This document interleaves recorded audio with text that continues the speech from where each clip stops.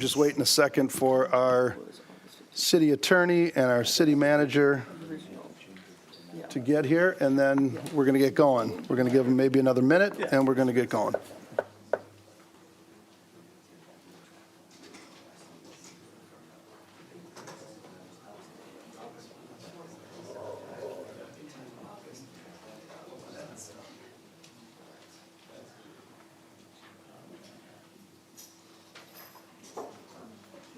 If we want to speak during the time that people can, how do we indicate that we want to do that? I will let you know when you can speak. Okay, how do I unmute myself? Or how do I mute myself now? You hit *6 to mute yourself and unmute yourself, so you can hit *6. Okay, Yep, thank you.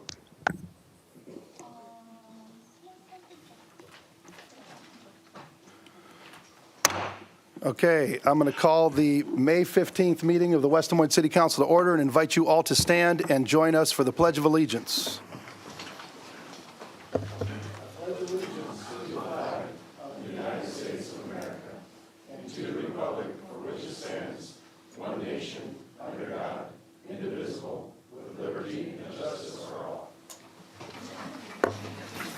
Okay, please sign in.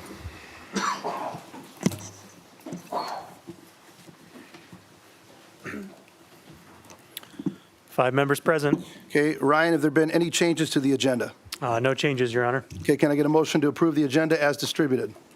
Second. Okay, it's been moved and seconded. Please vote. 5 yes.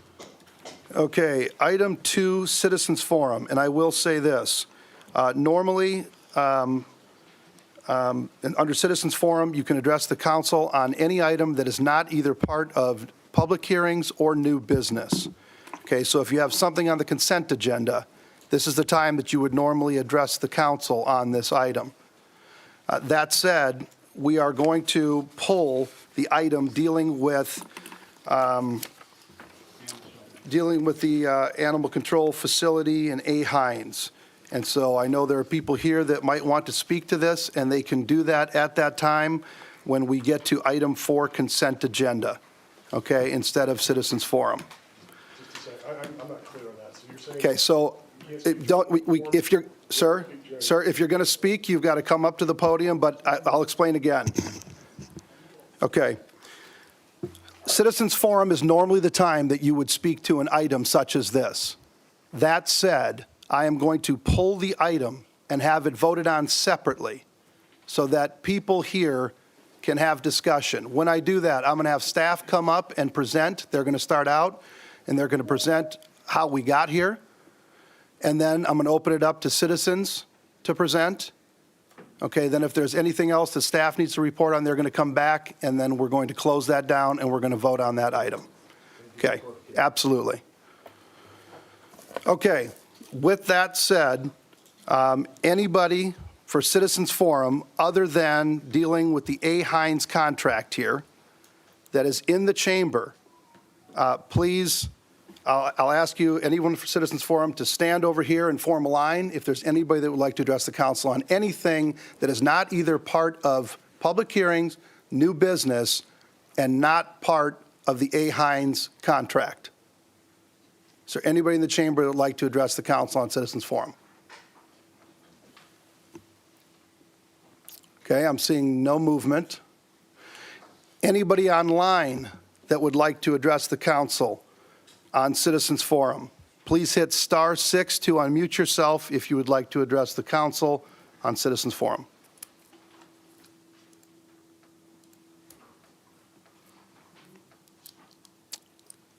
Okay, hearing none, Citizens Forum is closed. We're going to move on to item 3, Mayor, Council, Manager Report, Other Entities Update, and we're going to start with item 3A, swearing in of firefighters Alan Bush and Dominic Martinelli.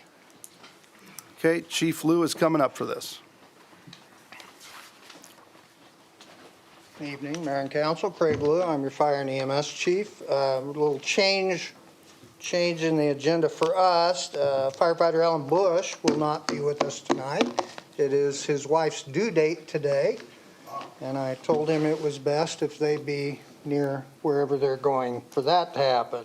It's been 20 years since I've done anything like that, so I don't think they want me involved in any of that. But what we will do is we will have a swearing in and a badge pinning for Dominic Martinelli. Dom, can you stand up? Dom grew up in southern Wisconsin, the city of Janesville. Went to Milton High School. He was an accomplished football player there. He attended the University of Wisconsin at La Crosse, and soon after moved to Minneapolis. He's got an interesting story of how he ended up in the fire service. He was managing an appliance company. Part of that is what brought him to West Des Moines. Like so many other firefighters, some Ames firefighters were working at one of the places he worked at along the way and got him interested in it. Kind of what we like to call caught the bug and wanted to be a firefighter. So after moving to West Des Moines, he went out to DMAC, got his EMT license with the state, and started working over at Windsor Heights and at Iowa Methodist Ground Hospital ambulance service. He comes here with a lot of enthusiasm. He's a big fella, as you can see, does a lot of work. Lives here in West Des Moines with his girlfriend Savannah and their two dogs, Jones and Doug, which I love those names. So, Mr. Mayor, if you'd bring him up, we'll swear him in, then we'll do a badge pinning after that.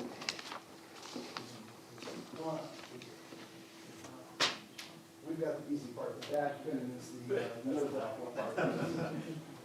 Okay, Dominic, please raise your right hand and repeat after me.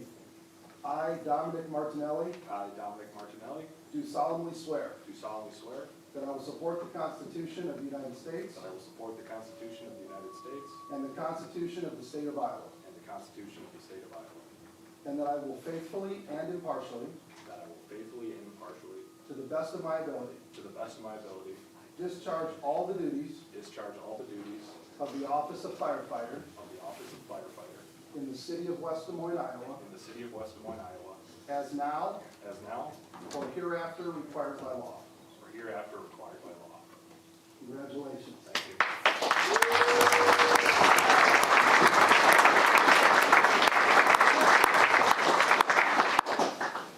So the badge pinning in the fire service is a time-honored tradition. It's very important, shows that you have earned your keep around here and have definitely earned the ability to wear the badge. And Savannah, if you'd like to pin it on it.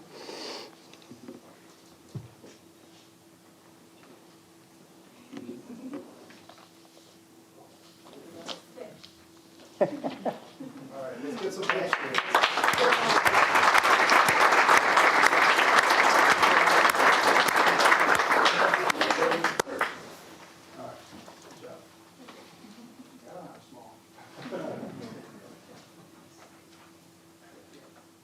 Thanks again for your service, we appreciate it.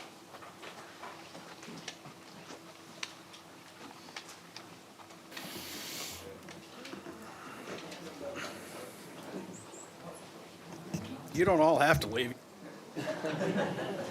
Thanks for coming, everybody. Okay, moving on to Mayor, Council, Manager report. We're going to start down to my left with Councilman Loetz. Nothing to report, Your Honor. Okay, Councilman Trevelyan. Nothing this time, Your Honor. Okay, Councilwoman Hardman. Nothing to report, Your Honor. Oh my gosh, keep it going. Councilman McKinney, you going to spoil it? Nothing to report, Your Honor. Oh, wow, well, perfect so Nothing to far. report, Your Honor. Unbelievable. City Manager Haddon No report, Your Honor. made it all the way down. I don't remember last time that happened. Holy cow, I don't know if it has. All I right, haven't. moving on to item 4, the consent agenda. As I mentioned, we will pull the item, there's the item. M2. Which one? M2. Okay. 4M2. Item 4M2, we're going to pull. Is there any other items that any council person would like to have pulled and voted on separately? Item 4C. Okay, item 4C, 4K, 4N, and 4U. okay. Which one is your, 4C. okay, 4C what? 9, 4C9? I believe. Okay, and Kevin, what is it? K, N, and U.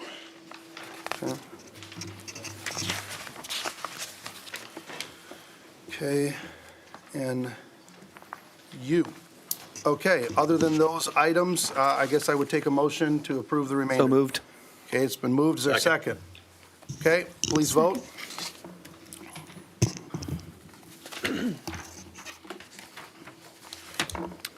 Five yes. Okay, item 4C9, Come and Go LC DBA Come and Go number 98, 5760 Raccoon River Drive, Class C retail alcohol license. I believe Matt needs to abstain due to potential conflict of interest. Yep. Okay, Thank would you. somebody like to move this So item? move. Second. Okay, it's been moved and seconded. Any discussion? Okay, hearing none, please vote.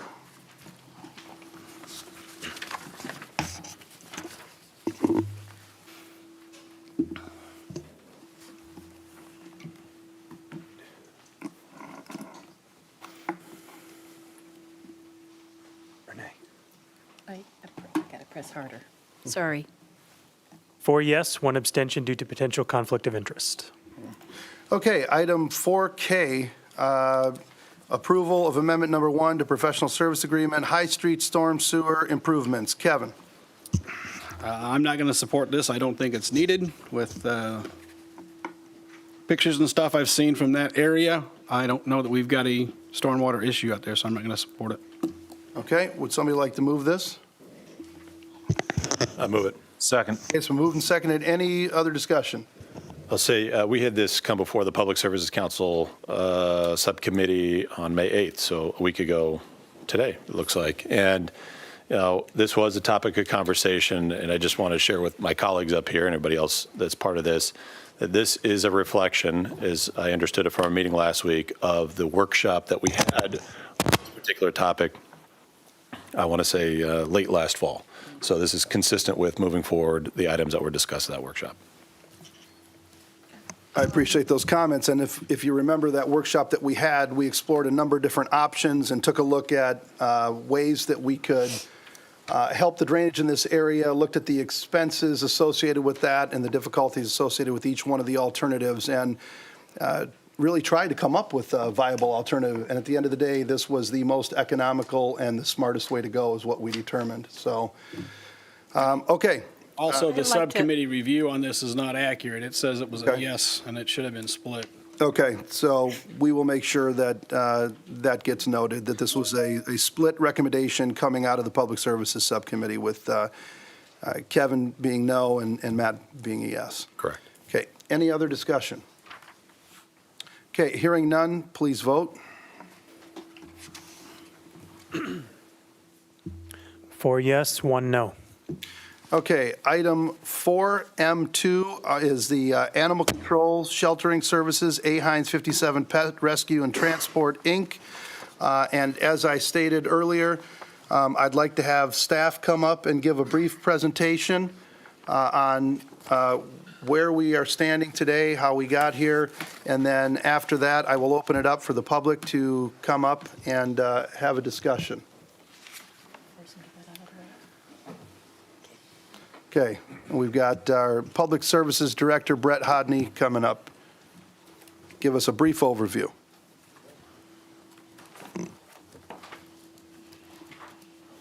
Brett Hodney, Public Services Director. Glad to be with you tonight. Last year, we negotiated through City Legal and with some city staff, a one-year contract with Furry Friends. It was a one-year non-exclusive contract. Based on some of the prior experiences and other things, we didn't want to get into a long-term. We thought we'd get into a one-year, so we decided to go with a shorter-term contract and analyze how it was going to go throughout the year. We experienced some challenges and issues. A lot of it was regards to the opinion of the contract terms, and also there was a lot of contention about our city ordinance related to vicious dogs, which had been an ongoing issue in the past. City staff analyzed and reviewed the contract. They analyzed and reviewed what our options were. We looked at other providers, similar to what we do with any city contract. We run a business, in the city, we're working with these contractors and vendors. One of the things that we look at very seriously at city staff are the services offered to our community. We take a look at the welfare and the care of the animals being treated. But we also have to take care and take into interest public safety. So we have to wear a lot of hats when it comes to providing animal control services to citizens of this community. After extensive analysis and discussions between different departments and levels in the city, we have determined that the best option for the future was to set up a contract with A. Heinz 57 for the next 1 year. We also did some analysis and determined that it would probably be in our best interest to construct a temporary holding facility inside of our Public Services East building. With the construction of our Public Services West facility, it's enabled us to come up with some extra space, which we decided to utilize for the short-term hold of animals. The facility is going to be managed by our 4 neighborhood services specialists. They're on a 7-day work schedule, so they're there every day. It's also going to be a site where PD can get into and drop off animals that they may be involved with or pick up during hours when the neighborhood services may not be on site. This is also going to be a site where we'll do short-term holds on animals that we may have had some severe biting incidents, as our legal department determines whether it's going to be deemed vicious or not, and then determines will be made afterwards of how we handle that. Most animal shelters do not like dealing with vicious dogs. We got that feedback from both the Animal Rescue League and Heinz 57. Tom Colvin from ARL was adamant that they could do our services, but they wanted nothing to do with vicious animals based on some of their experiences in the past. So we felt it was probably going to be in our best interest to have our own facility since we had the staff and the room at that time.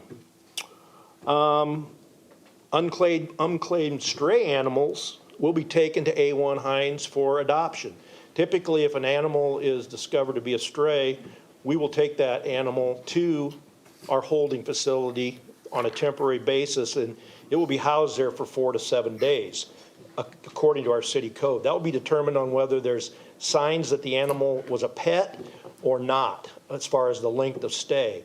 But then that animal will then be transported to A1 Heinz for adoption and for them to take the care of. The contract terms with A1 Heinz are very similar to the agreement with Furry Friends, but we actually anticipate that our overall costs are going to go down with the construction of this temporary holding facility. The thing that I want everybody to remember is, there's been a lot of rhetoric about that the city's building their own animal shelter. This isn't an animal shelter. This is a short-term temporary holding facility. It's been, the neighborhood services specialists were involved in the design of it. We had city staff working along with the contractor to construct this facility. I will show you just some pictures of what that facility looks like. This is a picture of some of the kennel spaces that are there. We actually were able to, we kept kennels from our former facility in the event that we would decide to do this in the future. So some of these actually we had on hand already. There's another picture of some of the kennel space in there, some of the areas where cats can be housed, and then the outdoor run facility, which is a door to the outside where the runs are there for dogs and animals that need to be let out every day and exercised. The nice part about it is we think it's going to be very convenient to have this facility for reuniting owners with their pets. Most time if a pet runs away, it's typically picked up pretty quickly, but they'll be able to contact the city through either Westcom or our animal control, and we'll try our best to make it very easy for the owners to be reunited with their animals. The city has worked with A1 Heinz in the past and had very positive experiences.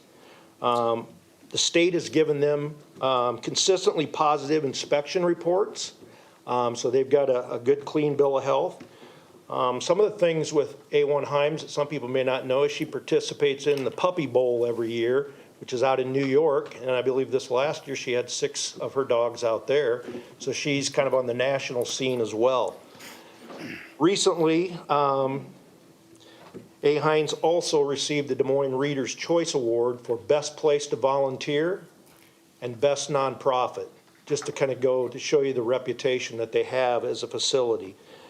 They have over 600 active volunteers and community service participants, which typically there's around 100 there per week.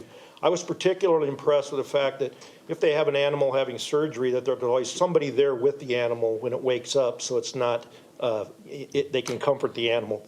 They do a lot of things that are really cool in the event of the care and welfare of the animals.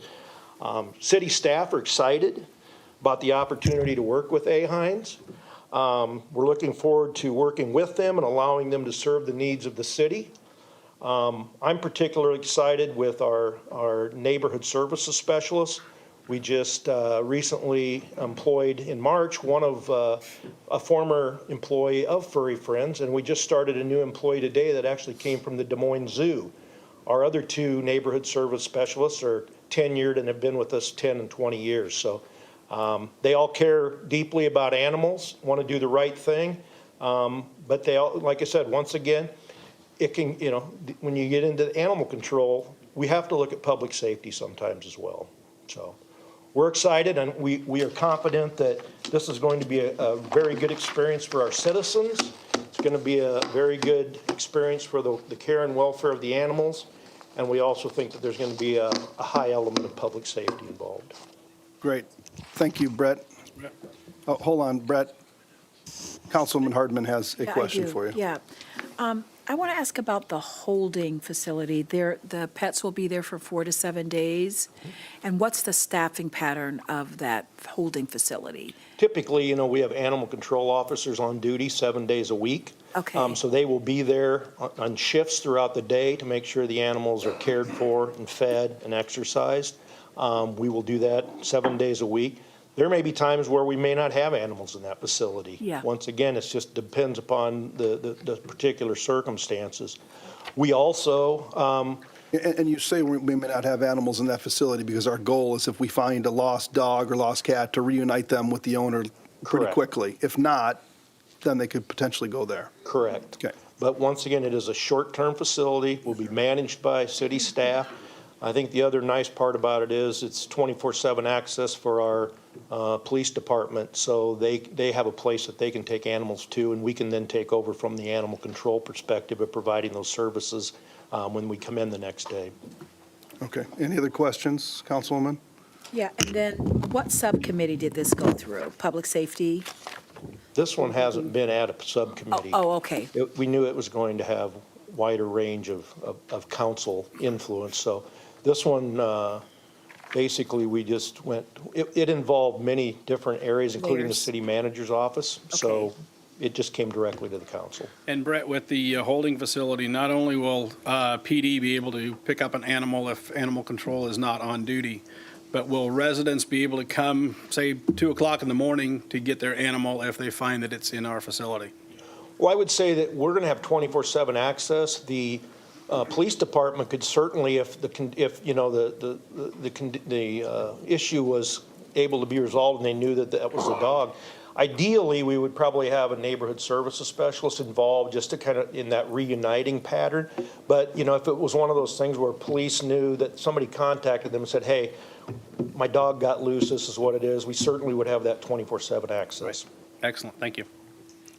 Any other questions from the council before I open it up to public comment? Yeah, I do. Okay. Councilwoman Hardman. Yeah, just one other final question, because there are lots and lots of folks that are feeling like Furry Friends is getting a raw end of the deal. I'm just being honest. Mhm, I've yeah. received a lot of texts and lots of emails. So tell me what Furry Friends was not doing that kind of led you to this, and why the partnership is up to end on June 30th and start a new one. Just because I think there's a lot of misconceptions out there about why.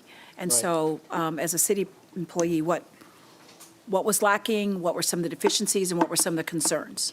Well, the one thing that I will say is, first of all, I just want to commend the efforts of all the volunteers that are here that have worked with Furry Friends. They're passionate, they care about the welfare of animals, and we certainly understand that. Heinz 57 has volunteers that do that. We have city staff that care about the animals. So this isn't anything, I just want to applaud their efforts. They're passionate and they want to do the right thing. I will say that the relationship with Furry Friends for the past few years, first of all with the police department, was very contentious. Okay. There's even been a lawsuit that was filed against the city by Furry Friends over a dispute about a vicious animal. So it's been legally contentious. The animal control was moved to public services last 1st of July to start a new chapter and try to start fresh. We have a history of collaboration. We've taken on parks maintenance and urban forestry and code enforcement in different areas. So the city manager decided that we'll try a fresh start. And so the first thing we did was got a facilitator involved and said, let's sit down and let's chart a path forward. You're talking like a mediator to sit down. Yeah, Pat Bodie. And, it seemed like the owner of Furry Friends wanted to dwell on the past and the negativity. And the facilitator said, that isn't what we're here for, and it wasn't. And even though that was pretty unsuccessful in a lot of ways, we still forged forward to try to maintain a positive relationship. It wasn't very far into the contract where there were claims of breach of contract by the owner of Furry Friends. It then went back into the legal court. So, it was a contentious relationship when it was assumed the responsibility by public services. We've tried our best to move forward in a positive manner, but once again, the result was the same. And so we go back to, the contentious, confrontational relationship. As of today, I've been with the city 34 years. I have never been involved in a relationship with a contractor like this, where typically we always try to come up with a solution to a positive outcome. And I've never been involved with a relationship that's this contentious and this bitter. And it's like, in 34 years, I've never seen it. All right, I don't mean to cut this off, Okay. but there are a lot of residents that are here to speak, and Brett can come Okay, back thank you. up afterwards, okay? But Okay. let's get to the residents that are here to speak on this issue. If you're here to speak on this issue, I'm going to ask that you all get up and form a line over here and kind of, I guess, you know what, since Andy's over there, why don't you form a line over here on this other side? I'm sorry. Form a line over here. Line up. Anybody that wants to speak needs to be up in this line so we can know how many people are going to be speaking. And I would just ask to set the tone of this, that we keep this civil and respectful. I would ask that each person takes no longer than 3 minutes so that everybody gets a chance to speak. If somebody is getting out of line and not being civil or respectful, I'm going to gavel you out. I'm going to call you out of order. If this happens 3 times, I'm going to ask that you be escorted out of the chamber. I don't anticipate that this is going to happen, but I just want to set the ground rules. I don't want to hear clapping or booing or anything like that and people speaking from the audience or yelling from the back. We got to keep the decorum in the chamber. That's all I ask. Okay, and with that, why don't you come right up to the podium here, our first speaker. Give us your name and address for the record. And again, 3 minutes, and I will be timing people just to be fair to everybody. My name's Jessie Wybrany. I have about 10 years in animal health care, and most of it is actually here in Des Moines. I actually work for Zoetis. Okay, and what's your address? Where do you live? I live at 4479 Meadow Valley Drive. I have no relationship with Furry Friends. I just actually got a flyer from my partner who works with someone at work, and I started reading through it. And I'm just here as a concerned citizen. I guess my questions are, we have this holding shelter. It looked like you showed 2 sides of some shoreline cages. We know the animals that come in through a shelter or are brought in through animal control, there's a concern that a lot of times they're hit by a car or injured. Volunteers are fantastic, but is there a DVM, like a vet, LVT, like any certified or licensed techs? What's going to be the situation if my dog or cat or my neighbor's dog or cat is hit by a car and scooped up? They're going to this holding facility. Volunteers are great, but they're not going to, are we sending them to IVS or Blue Pearl? Like, are they going to get medical treatment? 3 to 4 days is also a very short amount of time if someone's on vacation or DeSoto, that's where Heinz 57 is located. That's quite a ways to shuttle our pets over if they're needing medical care. Also, like, we'll slow down actually getting them reunited if it's within that 3 to 4 days over a long holiday weekend. There's just a lot here that doesn't seem to be being addressed. Those cages are great, but what about disease? We know that animals get respiratory infections. Cats are extremely prone to it. Dogs can get parvo, even though that's outdated. Is there a quarantine area set aside at this holding facility that's separated from general intake? There's just a lot here that doesn't seem to be, and maybe those are more in-depth things, but it just kind of seemed glossed together, thrown together by people without like a medical background, that proposal, so. We those will are some have of my answers to concerns. all your questions. I can answer some of those now, but I'm going to wait. Absolutely. We're writing it down. Staff is writing this down. I'm going to have staff come up and address all of the questions that are being asked, So so. there'll be like public-facing SOPs around all of this, like as me as a resident of West Des Moines will see. Also, I mean, did you guys consult at all with like vets in the West Des Moines area? You've got Jordan Creek, you've got Animal Doctor, like a huge percent of new client visits for our small businesses come from adoptions from local shelters. So Sure, just something else sure. to point out. Yep, and they will be there longer than the 3 or 4 days. If they feel that the pet has an owner, they will be held there for up to 7 days. So it won't just be the 3 or 4 days. Okay, because that was Yep. repeated multiple times in Yep. his, okay. Yep, so we will have somebody come up and address every one of the questions that are asked afterwards, so. Awesome. All right, thank you so much for being here. Really appreciate your comments and your questions. Okay, Lori, come on up.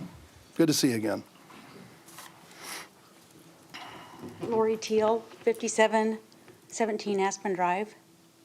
So I've not really been involved with this type of process before, so I don't know really protocol, but just from what I do know, what's ever happened to sever the ties between the community and furry friends, it seems to me like there's some personality conflicts that they're smaller than what what Furry Friends offers. I mean, there's so much more here. I don't think that we're touching the surface of all of the services that Furry Friends does for us. And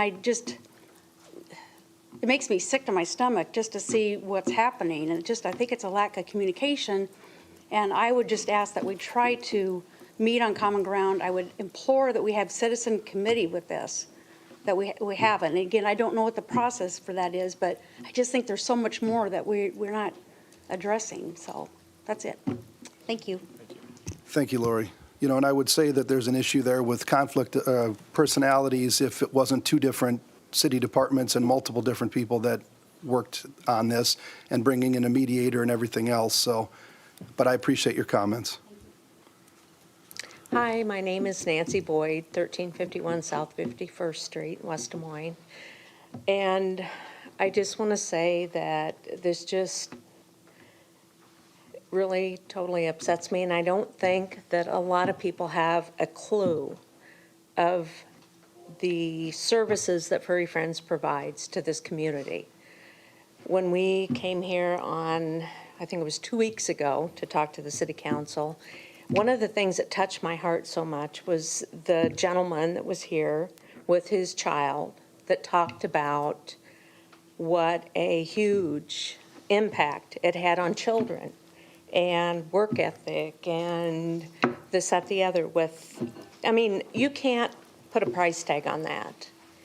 And just the amount of resources that they provide the community, spay and neutering. I don't know if you guys know how many spay and neutering services that they provide on a yearly basis. I know Heinz 57, I've gone to their puppy bowl and I've gone to some of their different events. They are a very good resource. Everybody has a place, but they do not do owner surrenders, which is a huge amount of animals that is affected in West Des Moines.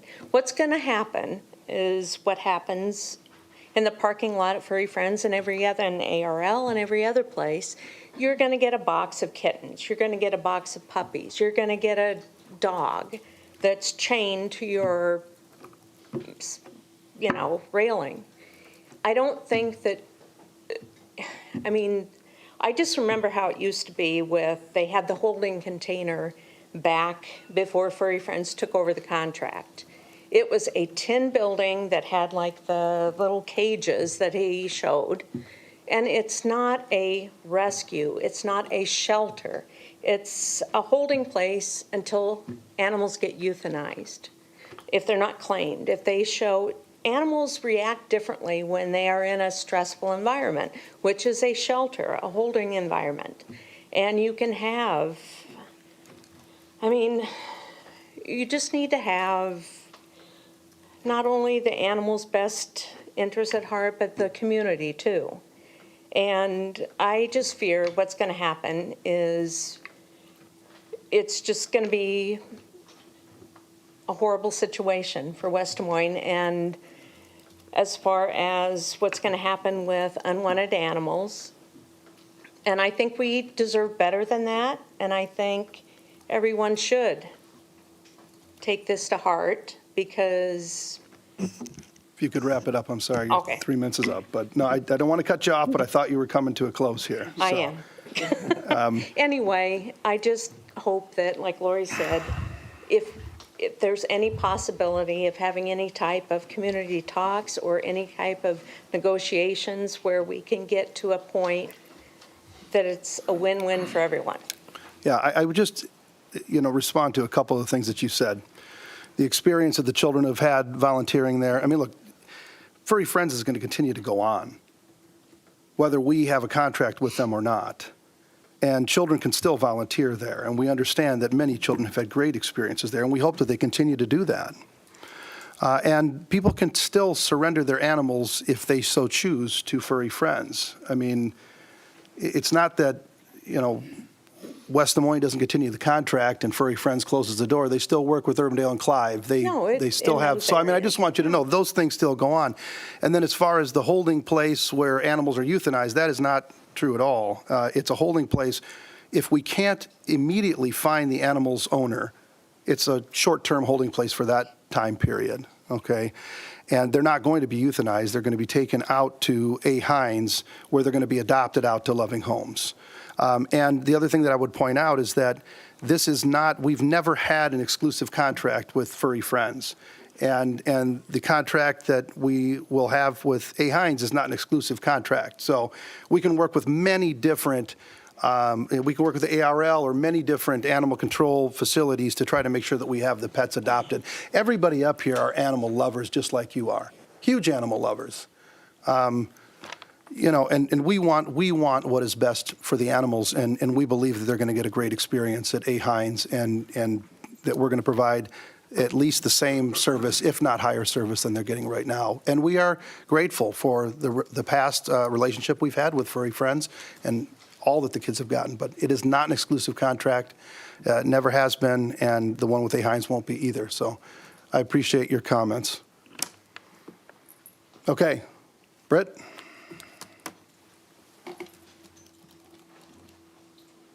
I had my comments timed to 5 minutes based on where this was put on the agenda, so I will be attempting to abbreviate them. But first to provide some response regarding the comments that Brett had made. I recall in the mediation that the officers who currently work for the city blamed me for losing their jobs. That was another experience that happened during the mediation. Britt, can I stop you quick? Can you give us your name and address for the record? Everybody needs to do that. Sorry. Yep. Go ahead. Britt Gagne, 3505 Mill Civic Parkway, 1209 Grand Avenue, Okay. 1211 Grand All right, Avenue. I'm starting your time over. Go ahead. Sorry to interrupt you. So I think that there has been a lot of communication issues and there has been a lot of struggles. However, city manager had indicated as we were going to the new contract, I want to assure you, we're working on the 28E SOPs and we will also work on the ordinance that seemed to basically split the city and the millions of dollars that we have poured into providing services.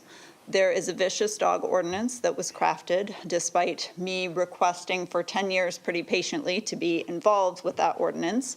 The city took it up at some point in time where I was unaware, passed the ordinance when I was unaware after they passed it, and then implemented that ordinance in a way that I saw as not lawful under what the city's laws were.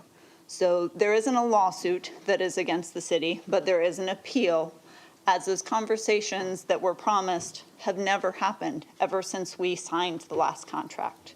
We were told that they were going to happen, and that's why we should sign the contract, which we did.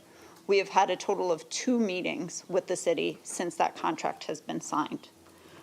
But the city's impetus that it seems like to dump the millions of dollars worth of services and resources that Furry Friends has invested in West Des Moines as a partner to West Des Moines is because the city believes that they'll be safer without Furry Friends. The city believes that only their staff is able to keep the community safe from dog bites, and this would trump any other service that Furry Friends provides for animal welfare and any other animal welfare concerns. But these same city employees left a dog in the community for days after it seriously bit somebody because there wasn't anybody working for the city on the weekend.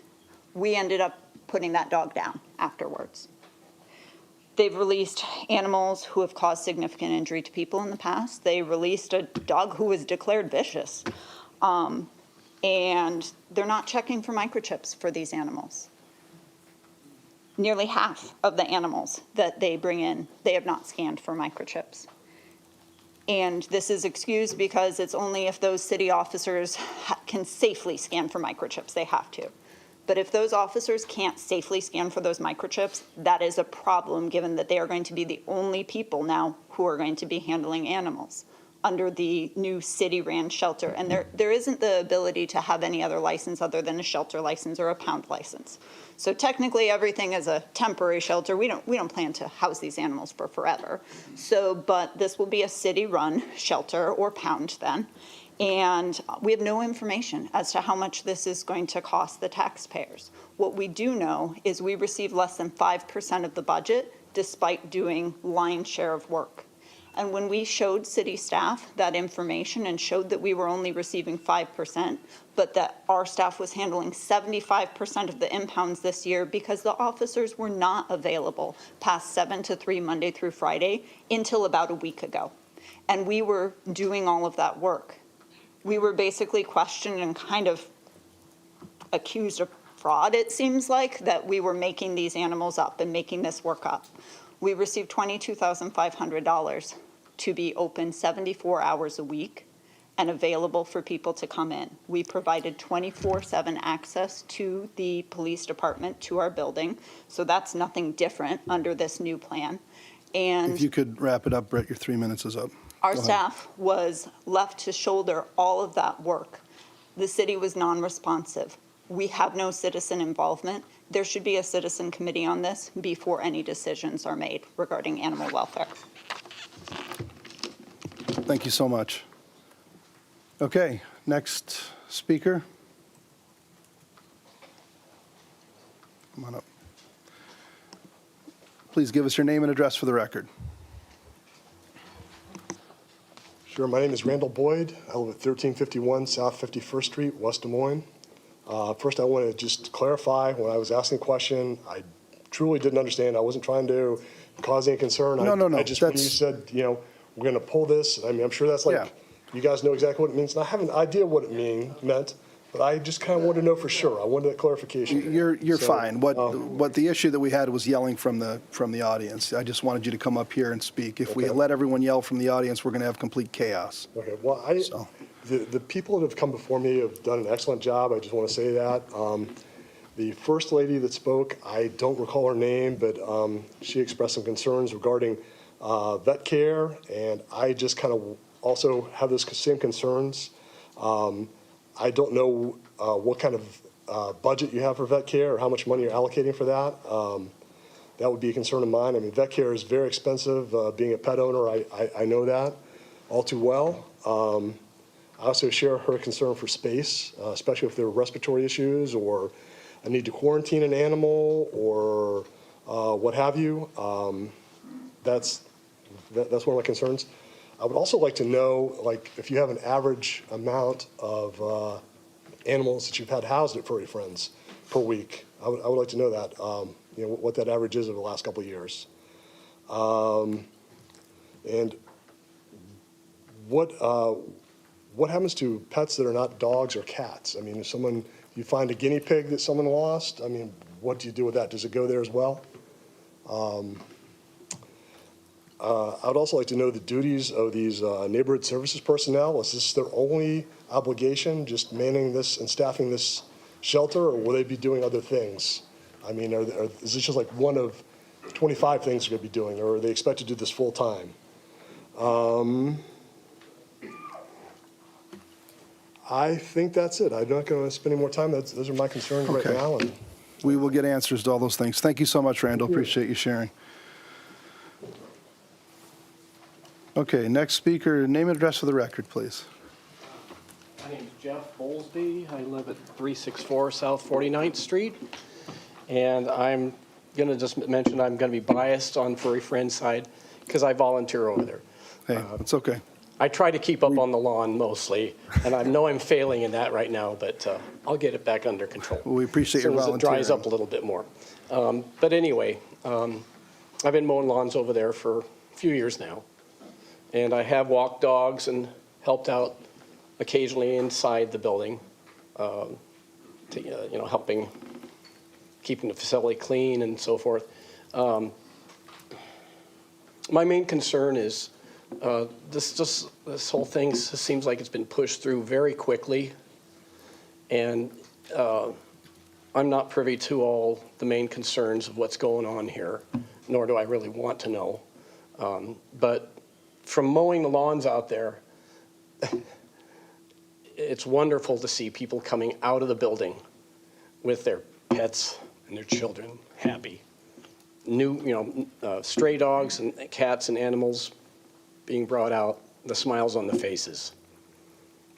There's been also a few times when people have had to surrender animals, and that can get kind of heated.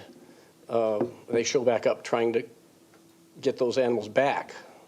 So there's been a couple of contentious things like that I've seen happen. So really the only other thing I just said is everybody there cares deeply about the animals. And I just think you're pushing this through too quick, possibly maybe a joint contract or a supplemental contract, because you're going to get overflow. You're going to get times when you're going to have tons of this is kitten season now. And then again, they also have rats, they have parrots, they have parakeets. I've even seen a piglet over there that fell out of a semi, I think. So other animals, other than just dogs and cats, people have lots of pets. So that's really all I've got to say, folks. Thank you. Thank you so much, Jeff. Appreciate it. Okay, next speaker. People that are online and wanting to speak, I will come to you after the people in the chamber are done speaking. I believe we've got one, maybe two other people. No, I think we got one left after this one. Okay, go ahead. Your name and address for the record, please. Yes, Samantha Hackett, 4318 Woodland Avenue. I would like to say I've been to Furry Friends. I did not adopt my cats from Furry Friends just because if anybody's a cat owner, they know the cat chooses you. So wherever that cat is, they pick you. But I do know that it's been several years, but we've had a cat who ran out the door, got let out. And I have a big concern as how do you determine that a pet doesn't have an owner? Not everybody can afford to have a microchipped pet. It's not, for some people, it doesn't seem like it's a lot of money, but for others, when they're struggling to have food or pay for their medications or their doctor's bills, that could be just the thing on top that they're not able to do. And if you have a cat that gets out in the rainy weather that we've had, they quickly look like a cat that's been there for, several weeks, rather than that like a cat that might have just escaped the night before because they accidentally got through the door. So that would be my concern, is how that's determined. Also, I just think, actually, I know. I'm a government employee. I know how government departments talk to each other. I realize I'm not a part of any of the discussions. I know that there's been a lot of stress. We are coming out of a pandemic, which has put a stress on everybody, the city council, the city as a whole, all businesses. And so I think that making such a big change, especially when you're looking at the welfare of animals, and those animals also affect the welfare of all of our citizens, that maybe having a committee to look at this and look at it in a bigger, as a whole, rather than just making this decision because you're having issues, might be a really good suggestion. So thank you very much for your time. Thank you so much. Appreciate it.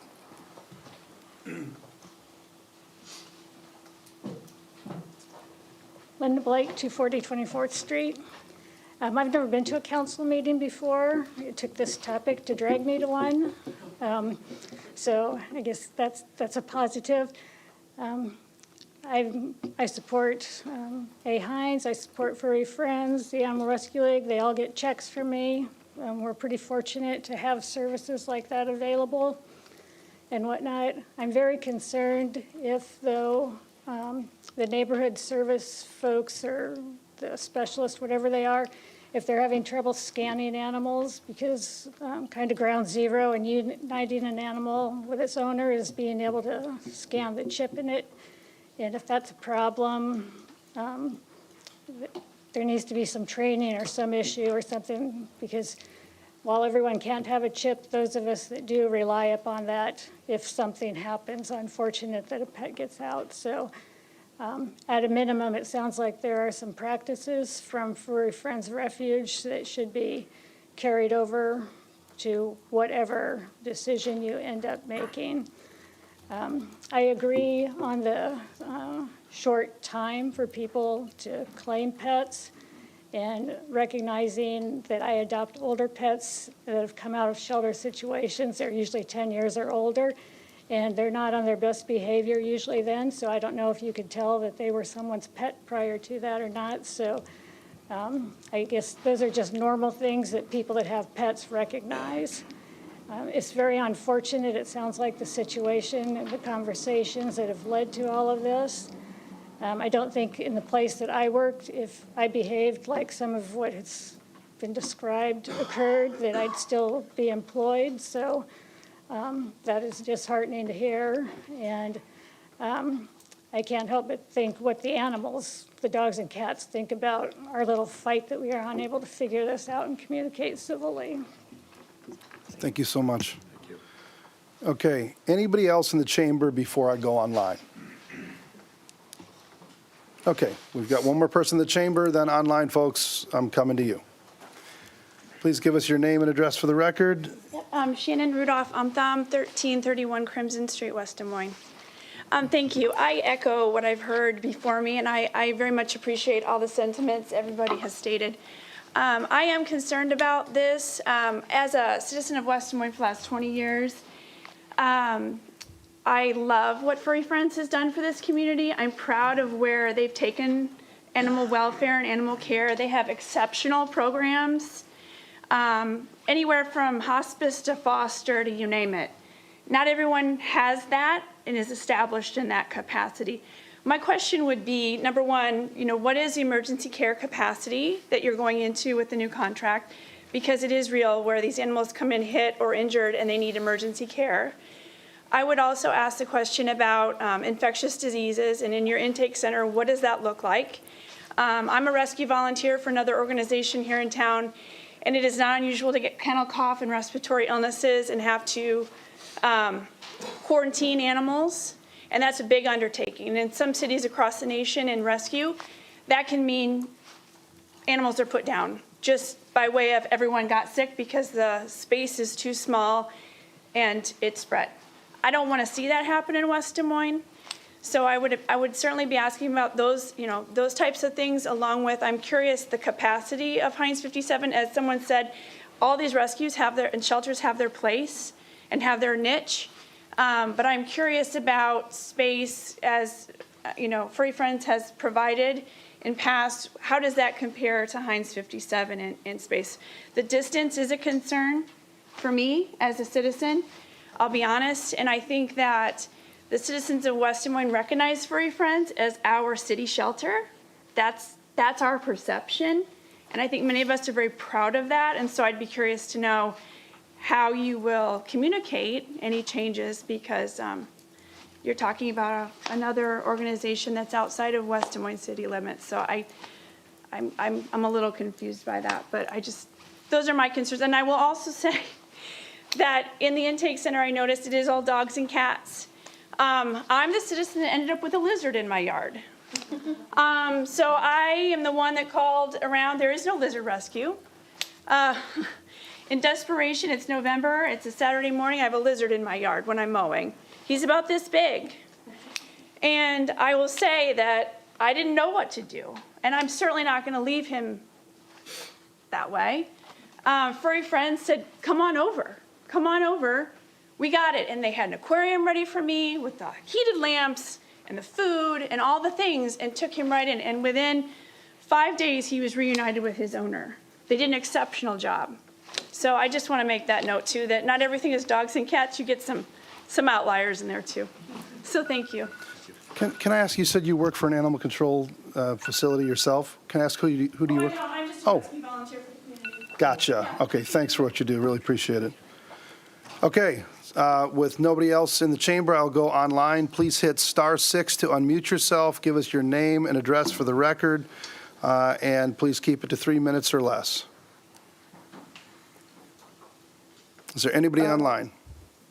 Okay, go ahead. We hear you. Why don't you give us your name and address for the record, please? 713 28th Street. Okay, And I your, appreciate all the I'm sorry, and your name? Susan Anderson. Lynn Anderson? I'll take you off speaker. Susan Anderson. Susan, okay. Go ahead, Susan.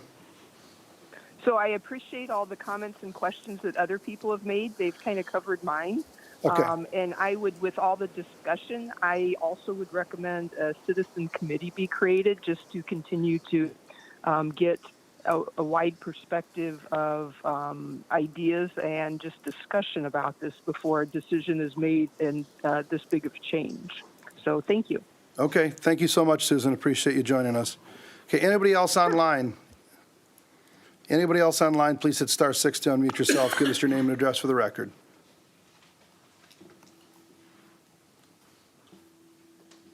*6, not #6, not #6 for the young kids. *6 to unmute yourself. Want to make sure I'm giving people some extra time because people sit there and struggle. They're hitting #6 100 times, can't get through, and then they're upset they didn't get a chance to address us. Okay, going once, going twice. Okay, the citizen forum portion of this program is closed. I would now ask staff to come up, and if a number of you need to come up to address the questions that were posed. I see Brett moving. Please feel free to come up, and I've got as many of these written down as I could write down. Hopefully I've got them all. Okay. First question is in regards to vets. Vets and techs in the holding facility. 3 to 4 days is a short time. Diseases in the cages. And do we consult with vets? We'll start off with the vets. A. Heinz 57 has agreed to provide on-call emergency medical services Monday through Friday, 8 to 5 per the agreement. While the veterinarian's only physically present during those hours, the vet is committed to providing on-call emergency medical services to the city through its contract with A. Heinz. In addition to having access to A. Heinz, we've talked about 24/7 coverage. There are local animal hospitals such as Blue Pearl and some of those that were mentioned that the city can also utilize and residents can utilize to take animals to when it's beyond the normal scope of hours. So there will not be any instances where veterinary care won't be able to be provided on a 24/7 basis, one way or another. Mayor, you mentioned something that I think is important to remember here. This agreement is only for the city-covered services. You know, there's a lot of mention by folks about they won't be able to do this, and they won't be able to do that. Furry Friends is still going to be there, and they're going to be able to use them in the capacity that they have in the past. They're still a viable facility. So I think that's important to remember. We've heard some discussion about diseases.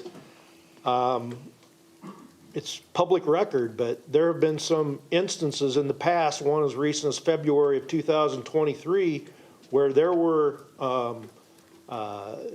unclean bill of health from the state about the cleanliness and the sanitation about the Furry Friends facility. And there's been issues in the past as well.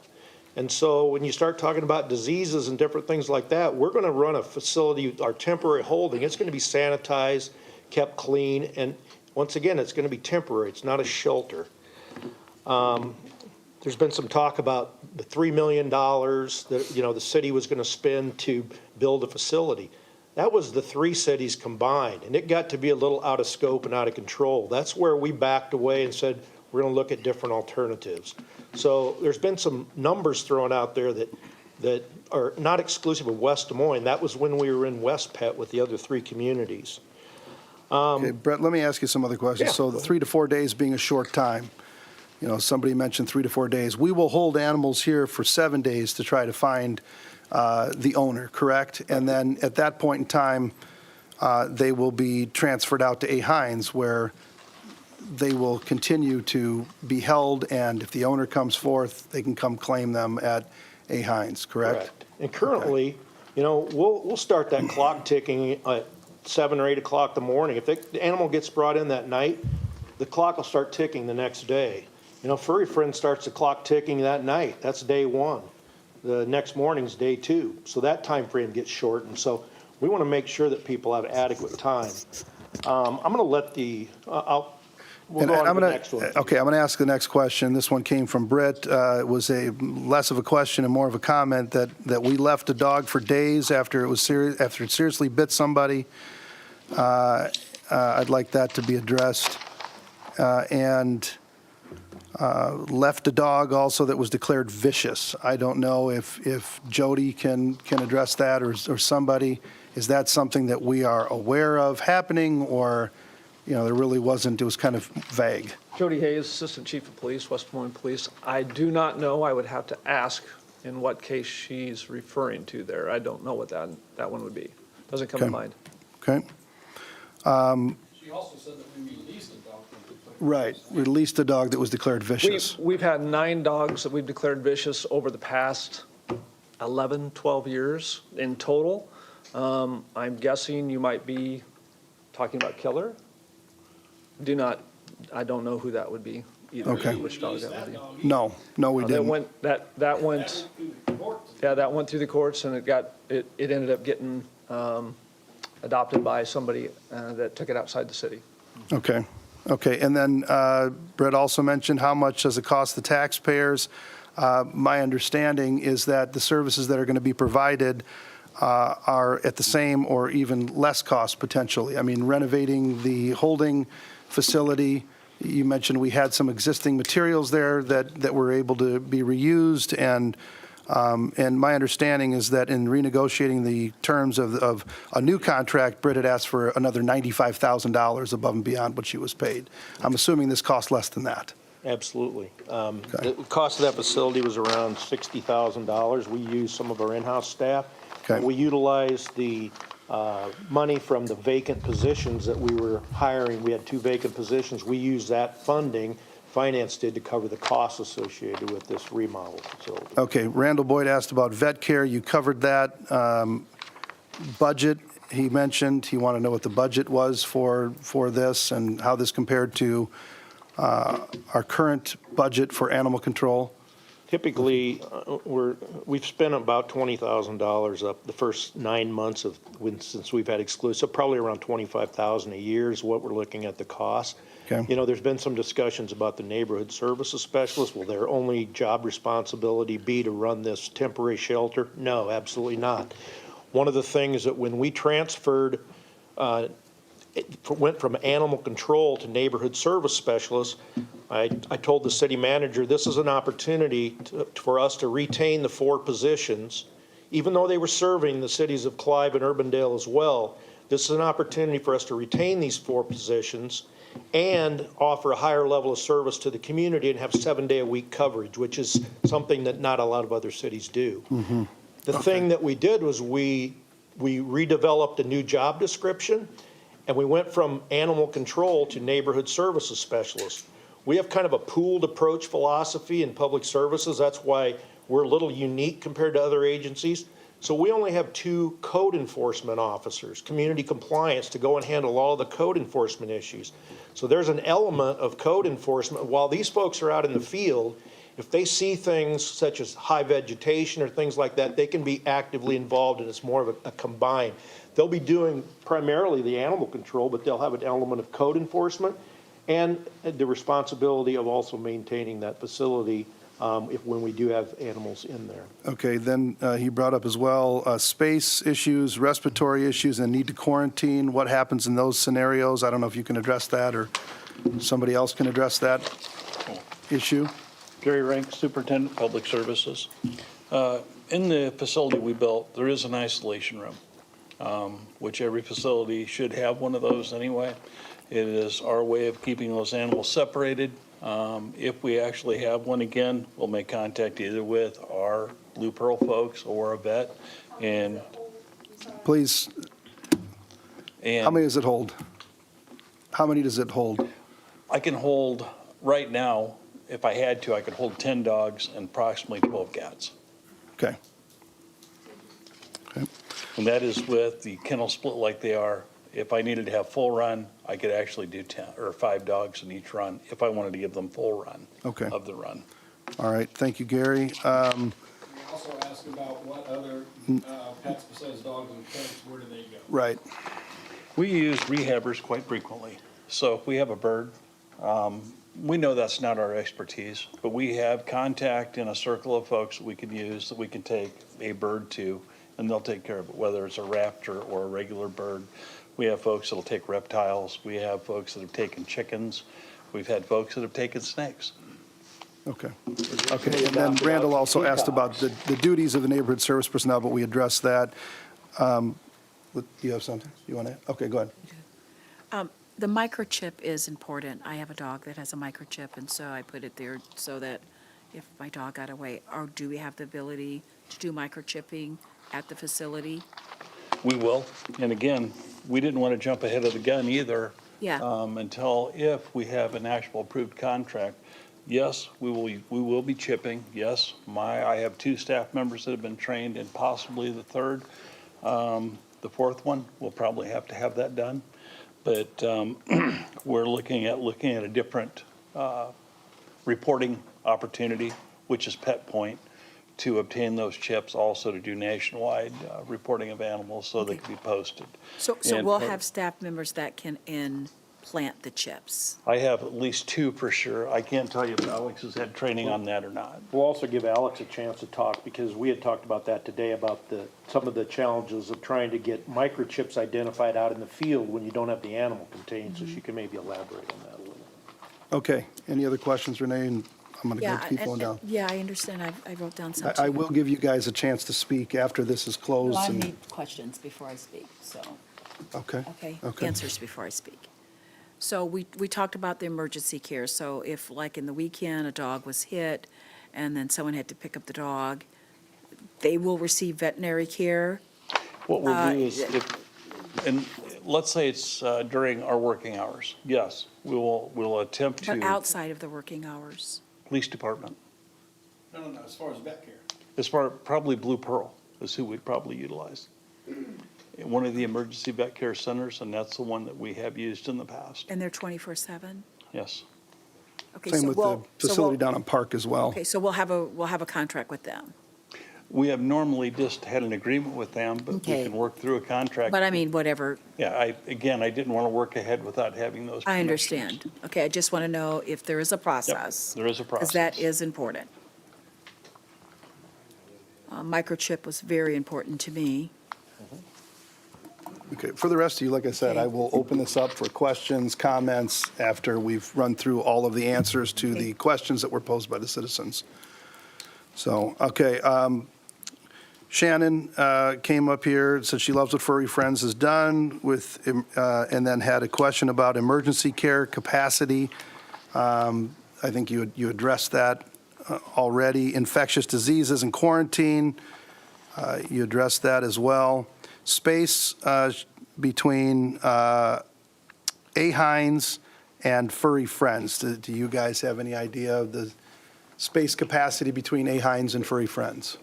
The interesting challenge we've had with space is, when we were discussing opportunities with Furry Friends, we asked to rent 6 kennel spaces where we would just pay for them on a regular basis, so we would have them in reserve, and we were denied that, and it's probably because of capacity reasons.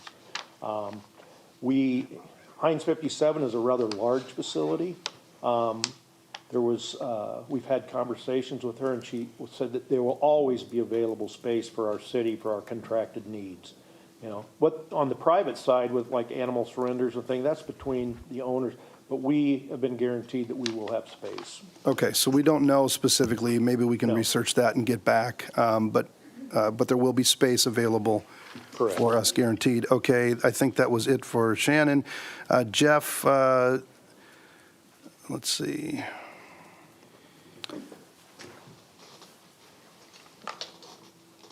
I made more comments, didn't really have as many questions.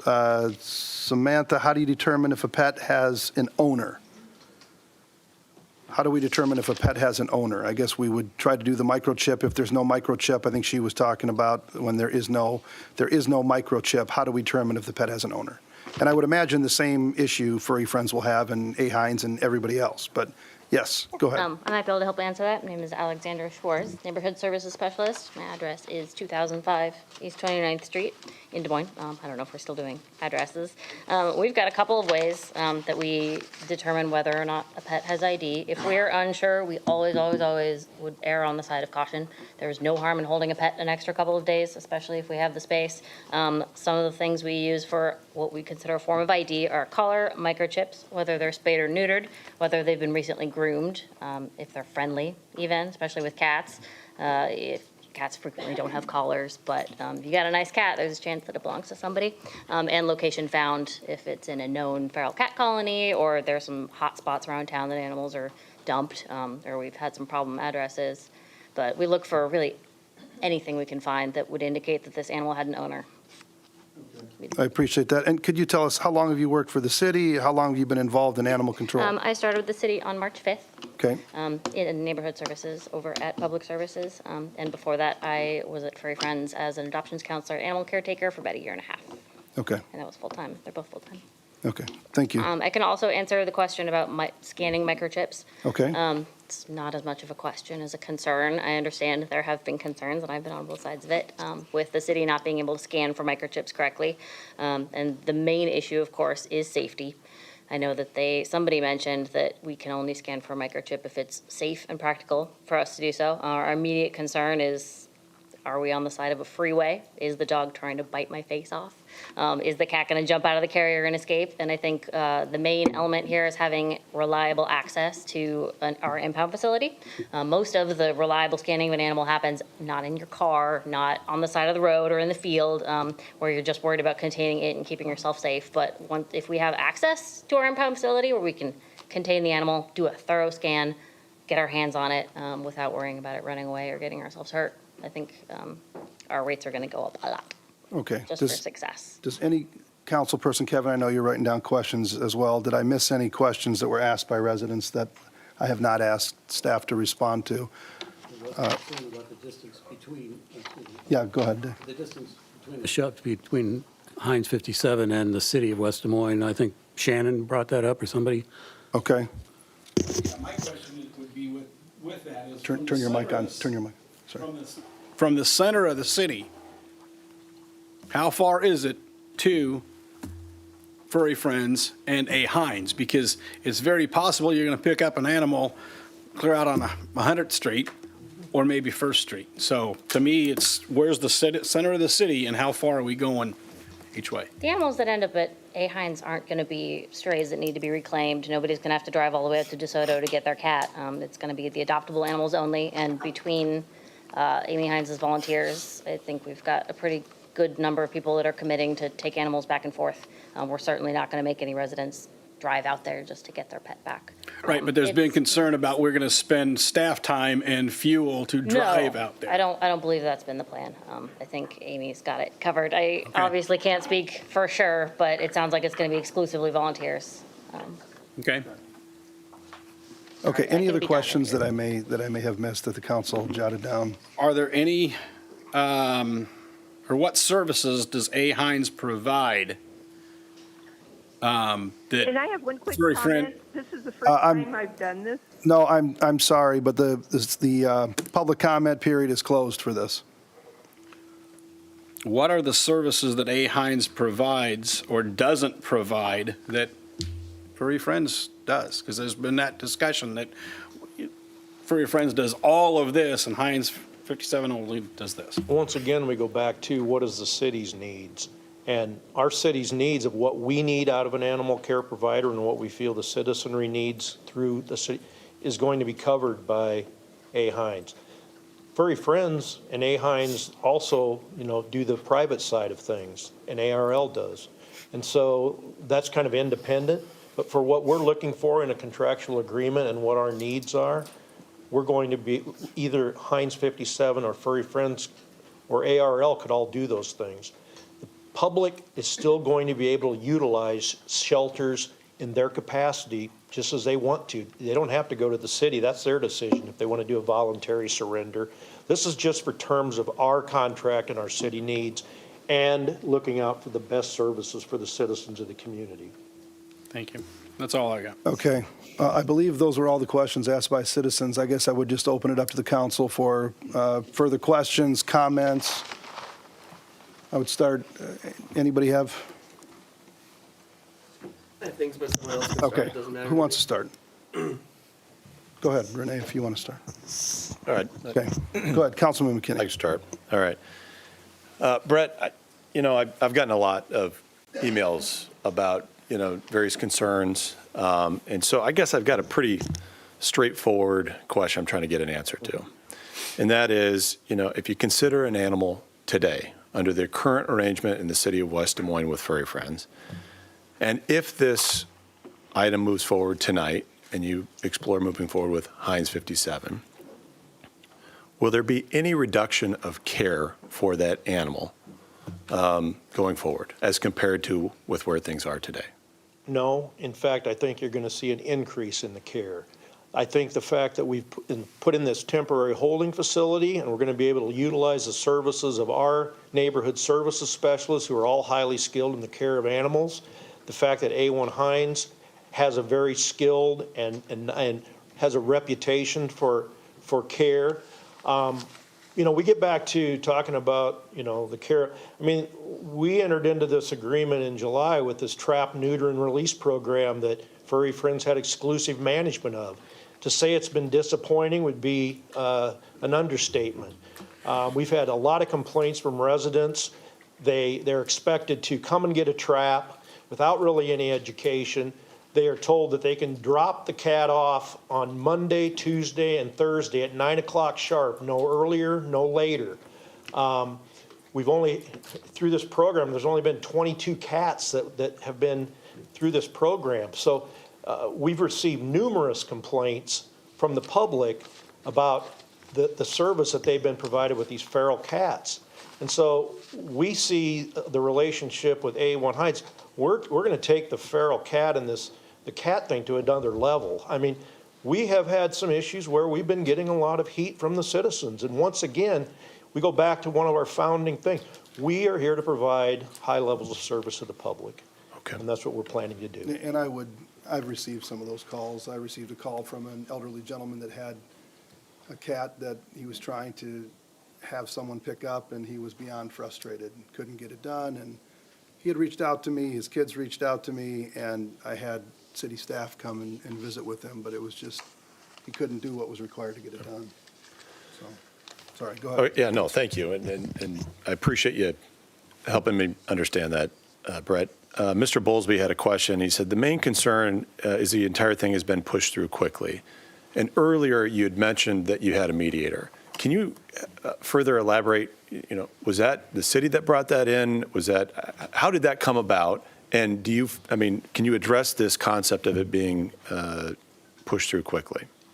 Well, first of all, I'll go back to when I talked about this relationship with Furry Friends, the city attorney's office, the PD was contentious when this was turned over to Public Services on July 1st. So I felt it was going to be important to bring in Pat Bodie, who I'd had experience with of mediating and coming, which she does a lot of strategic planning and things, to develop a path forward, start fresh, and move a path forward and see if we couldn't work together.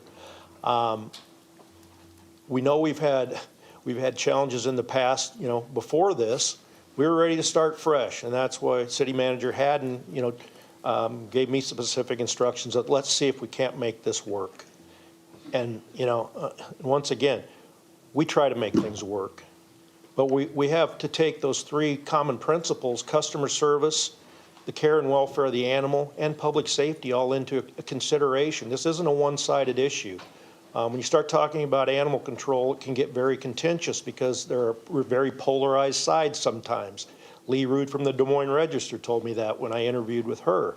You know, it's always contentious, but you know, a couple of things that I just want to say is we've tried to take the high road, remain positive. Furry Friends is still going to be here to do business in the area, and we don't want, our goal isn't to make them look bad. Our goal is not to tear them down. The public's still going to be able to utilize that facility. Once again, unfortunately, it's just been a very contentious and confrontational arrangement. And we've been through several city staff members, you know, whether it's 5 different police staff officers, whether it's the superintendent, whether it's my neighborhood services special people who, I'm going to use the word smear campaign. Some of the things that we've been seeing in social media were disappointing to say the least, because these people take a high pride in the services they provide to the community, and they love animals too.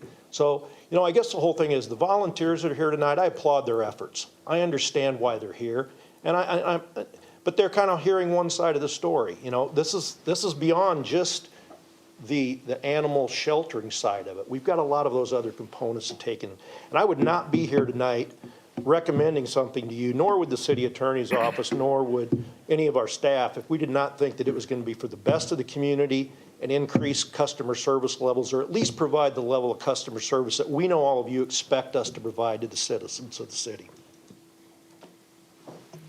All right, thank you, Brett. Okay, any other One quick question. questions? Okay, For our go city ahead, Councilman manager. Lotz. Mr. Haddon, how many other partners or vendors do we call in mediators with, say, like in the last 5 years? I don't recall any. None? No. Okay, thank you. And I would say this too. I've been aware for a while that there have been issues. I was involved in a meeting that I thought maybe I could come and try to mediate things and hear both sides. And I was there for I don't know how long before I had to leave, about an hour. I've been in communication with City Manager Haddon about it and some of the issues that we've had trying to iron this out. And it's been difficult. It's been very difficult. We've tried a very long time, but it's been very difficult. So, Councilman Lotz, any other questions? None, Your Honor. Okay. Okay. Councilman Hudson. Thank you, Mr. Mayor. Have a couple of things to say. I think the first thing, I think I'm a little sad right now. I think the contention that we have, a lot of it is, I think, unnecessary and unfortunate. And the reason I'm a bit sad right now is because it's not just because there are stakes involved. And I think there are a number of different really great shelters in the area. It seems as though, like Brett just said, I think over the last several years, Heinz 57 has had just 0 violations, or maybe just 1 violation. They didn't have a certificate up in the right spot. And when it comes down to it, that's a pretty good record, if just not having a certificate on the wall in the right place, if that's the only violation. It seems to me it's a really, really good facility. But I'm just going to take it to a different place right now, because the social studies teacher in me kind of has to speak up. And I teach my students every day to understand multiple perspectives. There's always another side of the story. There always is. And to really grasp fully the reality of history, and the present for that matter, I think you have to get the full picture. Of course, understanding another perspective doesn't mean that you agree with it, but at least you know. And so when I discuss U.S. history in my class, I spend time discussing news headlines, news stories, and social media posts, and how words can be altered slightly just to change the meaning. And I'm here to say that the power of words to change perceptions is incredible. And I think all of us have a responsibility to remain diligent in ensuring accuracy when we share information, whether online or whether verbally. And yes, there's a responsibility for all of us as citizens to make sure that we're hearing the whole story. You hear one side of the story, and then you say, I'm sure there's another side of the story to hear. And I think that's incredibly important. And I think what makes me sad is what we've seen at Furry Friends is an unbelievable outpouring of support from volunteers over the year, and so many people have volunteers. I've been on city council for 3.5 years. I teach at Valley High School, hundreds students. No one says a word to me. No one says a word to me about anything. City council, that's a lie. Ashworth Road came up one time. And what are you going to do with Ashworth? But beyond that, but just these last couple of weeks, several students have come up to me talking about Furry Friends and their passion, because I volunteered there, I've worked there. And Mr. Hudson, what is going on? And so we sit down, I talk about their questions, I hear their comments, and I come to realize that they have incorrect information from news, from conversation, and from social media. And I'm just thinking about my 11th grade students who are just on the verge of adulthood, and the information they have is just not accurate, or it's sliced or spinned in a way that's just not correct. And we talk about those things. West Des Moines wants to shut down this shelter. West Des Moines wants to build its own permanent shelter to replace. We're building our own permanent euthanasia shelter. We're discouraging volunteers from volunteering at Furry Friends. We're discouraging residents from dropping off animals at Furry Friends. I've heard millions of dollars we're talking. We spend hundreds of thousands of dollars a year. And we talk about, over the last fiscal year, $22,810, a couple of $1,000s a month. That's not insignificant, but as we heard earlier, it's less than 5% of a budget. So while it's not insignificant, it is not hundreds of thousands of dollars a year. It's certainly not in the millions of dollars a year. We talk about, a temporary holding facility for 4 to 7 days. No, it's 2 weeks, it's 4 weeks, it's 10 weeks. It's not going to be a full service. It is going to be a full service facility. Vicious animals. Over the last 14 years, we've declared 9 vicious animals over the last 14 years. And for us as a city, we have tons of dogs. The number of vicious animals that we have declared vicious over the years is very, very few in percentage. That doesn't mean it's not an important issue, but we have to understand that when we look at this holistically, we are welcome to disagree. But when I heard my students saying these things, that the city wants to shut down this and replace it with our own permanent full-service shelter where dogs can stay for 2 weeks, 10 weeks, that we've spent millions of all of these things, it hurts. It hurts, because here I am trying to teach students a lesson about multiple perspectives, making sure we're getting all of the information. And it makes me really, really sad. So we're welcome to disagree. But if we do disagree, please let's make sure we disagree with all the accurate information that we need. We're not severing a contract. We're not breaking a contract in the middle of the contract. We're not building a full-service, full-range, city-run shelter. We're not creating an exclusive contract with Heinz 57. We're not discouraging anyone from owners surrendering to Furry Friends. We're not trying to stop anyone if you find a lizard please take it to Furry Friends. Great. That is a great idea, by all means. But I just want to make sure we're all on the same page when it comes to just the accurate information, because our students are watching and they care deeply about this. And I think it's wonderful that they care deeply about this. But when they come up to me with incorrect stuff and we go over it, and then they look up stuff on the website themselves, and I say, hey, why don't you go ahead and check this out? Don't believe me. I would like to think that they believe me since I'm the history teacher, and I try not to lie to the students. But I say, look it up right now, and then they're looking it up on their phone, and they're like, oh, I must have heard incorrectly. And the fact that they had to hear incorrectly in the first place, and I'm sorry, I'm speeching right now, and I apologize for that, but I just really want to make sure that we are welcome to disagree, but when we disagree, let's make sure we are on the correct footing when it comes to accurate information. So I just wanted to thank all of the comments that were shared tonight. I want to thank city staff for coming up with their presentation and their thoughts and their answers to the questions. But I just wanted to really, I was a little saddened. And that's just the state of me right now as I have kind of been working through this over the last couple of weeks. So thank you for the time, Your Honor. Thank you, Councilman. Councilwoman Hardman. Yeah, thank you, Mr. Mayor. And thank you to everyone that is here tonight.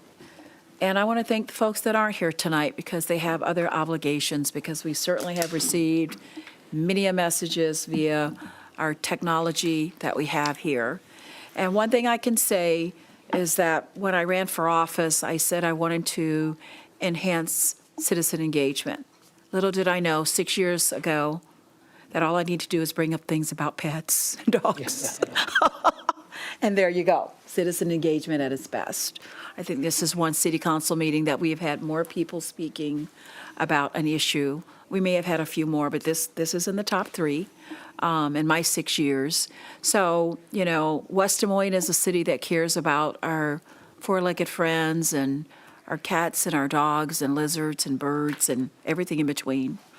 And at some point, as a sitting city council person, you know, you have to allow staff to evaluate services. You know, I'm in a business, I'm in a service business. And from time to time, we evaluate our vendors and we evaluate who we do services with. And we have to make recommendations when contracts are up or when contracts up for renewal. And we have to make choices based on, you know, current interactions and relationships and business success or their lack thereof. I want to say that I have visited Furry Friends, and it's a really neat place to have there on the corner right across from the police department. And there is just no doubt that I would imagine that you all do great things for great people and provide a refuge for our friends that are our pets and animals and lost pets and animals. So this is really difficult. This is real difficult because I've had really close friends that have levied me to say, gosh, don't let this happen.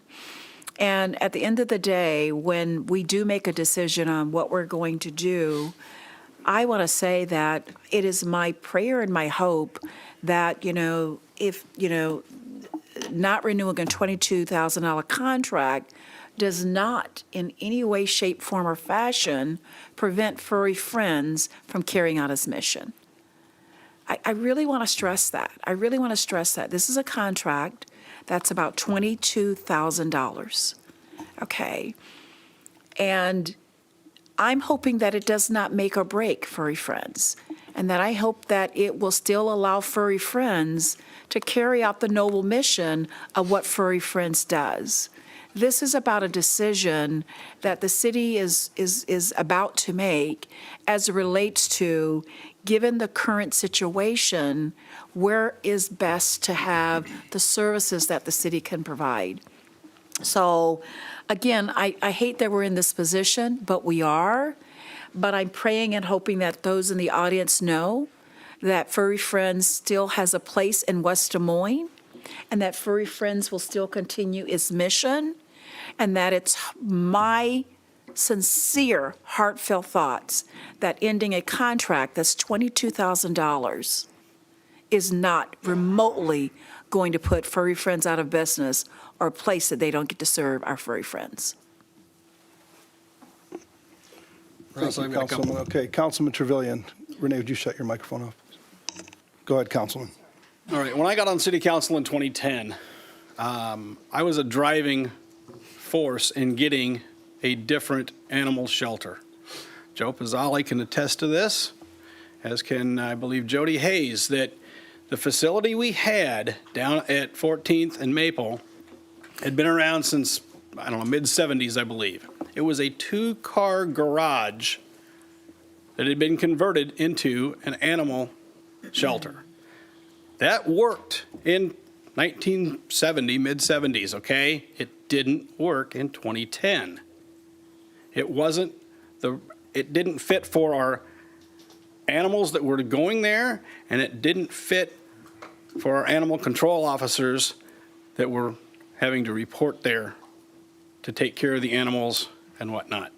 I was a driving force in getting something different.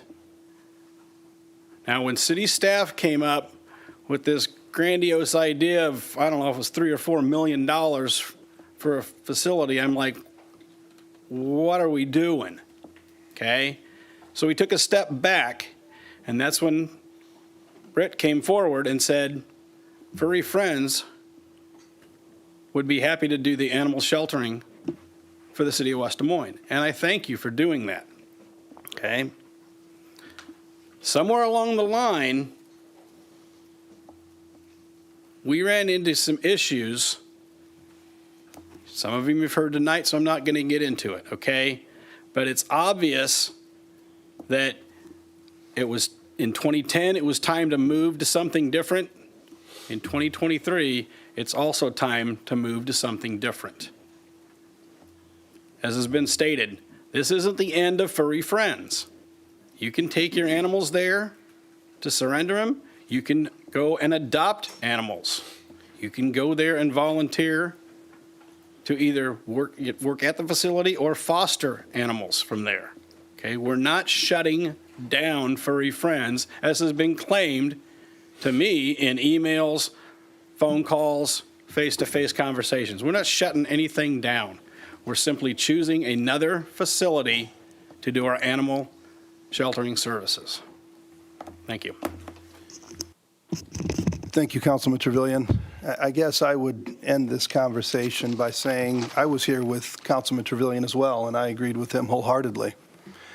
And matter of fact, I was sitting on the Finance and Administration City Subcommittee at the time, chairing that subcommittee when Britt Gagne came through and was pitching to put this facility in Valley Junction, if you remember. And the councilman at the time that was there with me really did not want that because they wanted to keep it retail down in Valley Junction. I agreed to go with them. Little did I know that that building had sat vacant for 3 years, and this would have been a good use of that building. But I gave him my word I'd go with him, and I did.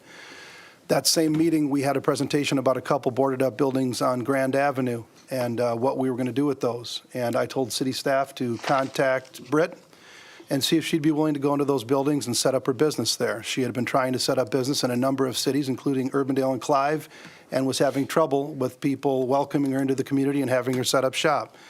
That's exactly where she went, was those boarded-up buildings on Grand Avenue. I helped bring her here. I helped get her on our Animal Control Committee to address this issue.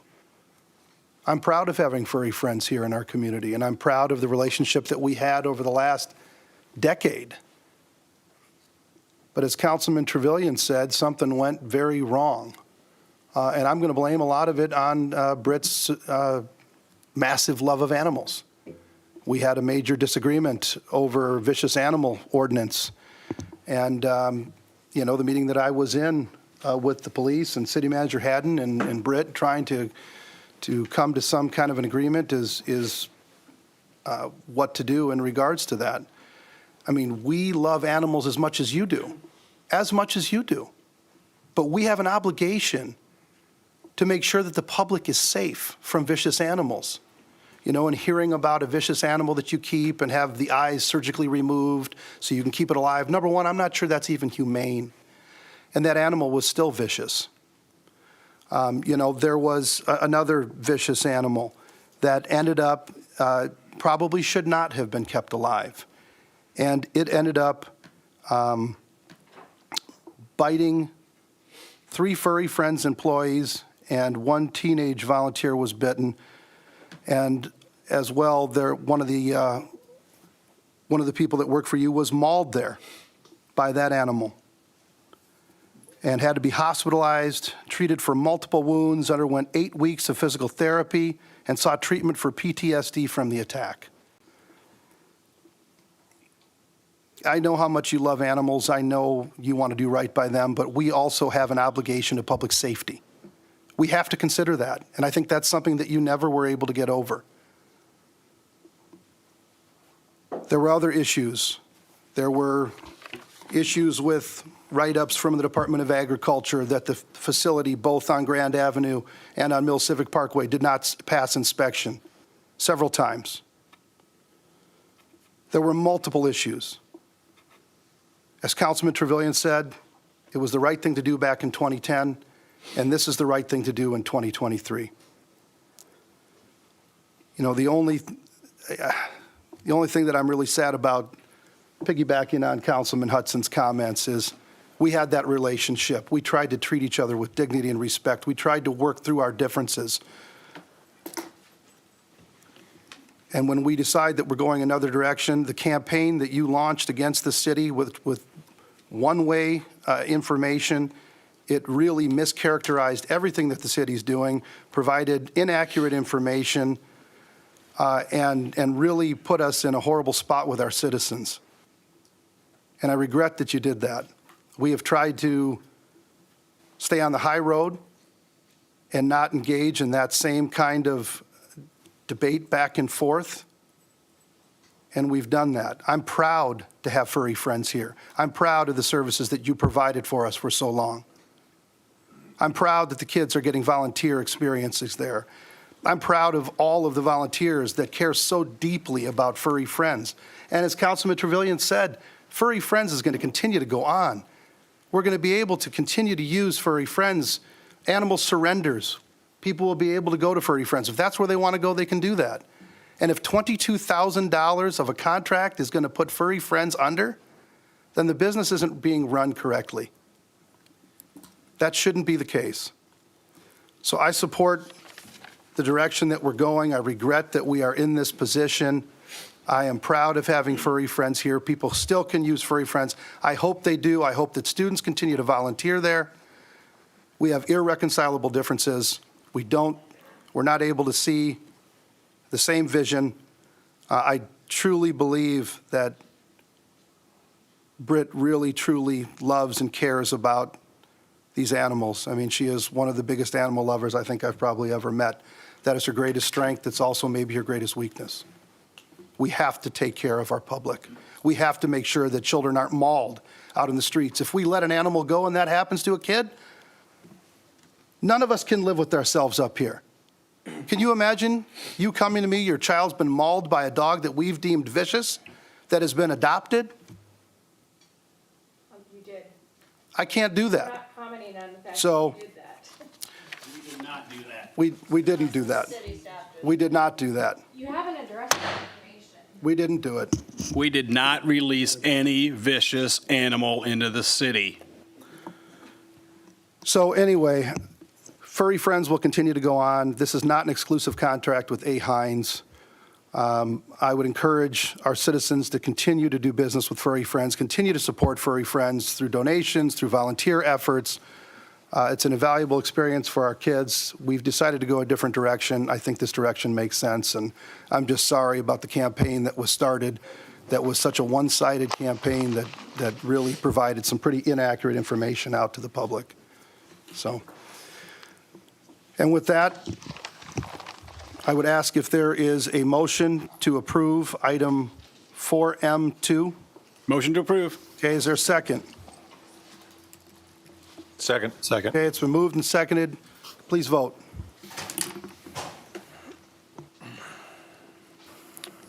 Five yes. Okay, moving on to item 4N, a resolution ordering construction, High Street storm sewer improvements. Kevin? As with 4K, I'm not going to support this. Okay, does somebody want to move item 4N? So moved.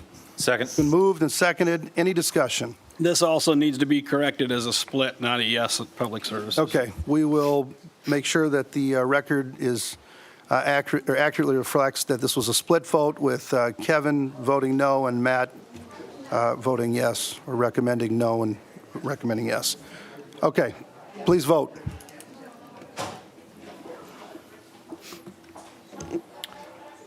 Four yes, one no. Okay, moving on to item 4U, a resolution for approval of application for Federal Highway Administration Charging and Fueling Infrastructure Discretionary Grant Program with Kevin. I do not support using city tax dollars or any tax dollars to build these facilities. I think they should be handled through facilities, just like gas stations would be. So I'm not going to support this either. Okay, does somebody want to move item 4U? Okay, it's Second. been moved. Is there a second? It's been moved and seconded. Any discussion? So my impression on this is 80% is going to be paid for by the grant. Is that correct? That's correct. 20% will be city match. That's my question. So Ben is, okay. Yes. So this is not paying for the full amount. This is using a grant to pay for 4/5 of it. Okay. Just wanted to Correct. confirm that. This, similar to the other item, also came before the Public Services Subcommittee, and it's accurately reflected here. It was a split vote. It was last Monday as well. And one of the things that I had asked is, is this something that the city's going to own, or is this something that the city will coordinate with the private marketplace about? And what I heard from Brian Hemeseth at the time is this is an opportunity to pull down federal dollars to the city and then collaborate with the private market as appropriate going forward, assuming the funding ever actually arrives. Correct. Ben, do you want to provide some further follow-up? Ben McAllister, Principal Engineer. That's correct, Councilman McKinney. This does not require the city to be the provider. It's open even in terms of if we wanted to charge, if we wanted to provide the service for free. It's simply a access type of agreement. It's providing public access to this type of facility. It's not determined at this time whether they'd be publicly owned, publicly operated, publicly maintained.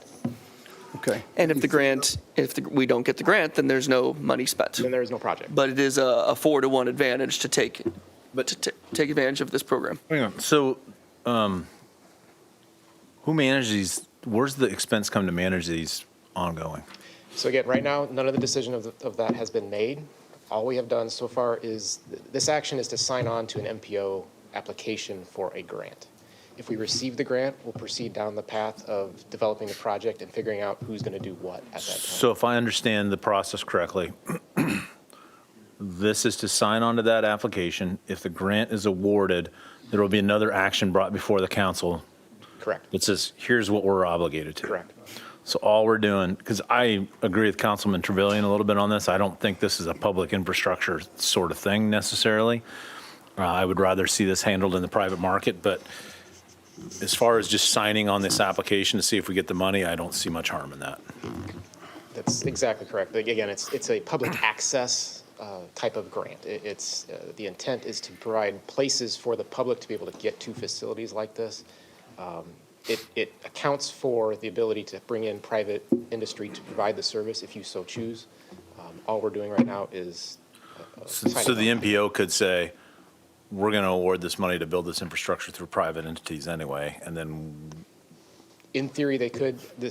I believe that would be our decision, though, if we wanted to. okay, good, thank you. But if we get this grant, we have to pay 20% of the cost. That is correct. And staff estimates about $10,000. Yeah, we're estimating about $10,000 per charging unit, plus whatever Mid-American's going to need to do in order to get electric infrastructure there. And when it comes to this, I know this is, as Councilman Loach said, this is perhaps going to be decided later down the road, but it's still maybe curious right now, and I don't see any harm at least going forward with this because we will make another decision later. Would this be for chargers in, like, on City Hall property or throughout the city, or where like, potentially? So there are 4 locations identified in your staff report. Yep. 3 are in parks. Oh, yeah. One is at, So my question with regards to that, sorry, my question was, would these be definitive, or would there ever be, my question, I guess, is even broader than that. Would it ever go, like at City Hall, could we ever move one of those dots to City Hall for the purpose of potential EVs for the city? we could add locations. What we're doing right now is applying for a grant for the 4 locations, just because city staff had to come up with 4 locations on a relatively short time frame. If you want to explore other locations, we can certainly do that. I know that we've talked with the library, had interest in also putting facilities over there. So all of those options are still on the table. If you want to move them around, however you want to do it. The intent is to put these facilities in publicly accessible areas. Okay. So would these 4 be locked in, though, as a part of this application process? No. Okay, that was my question. Sorry, I should have clarified a little bit more. Thank you, Ben. Okay, any other discussion, any other questions before we vote on this? Okay, hearing none, please vote.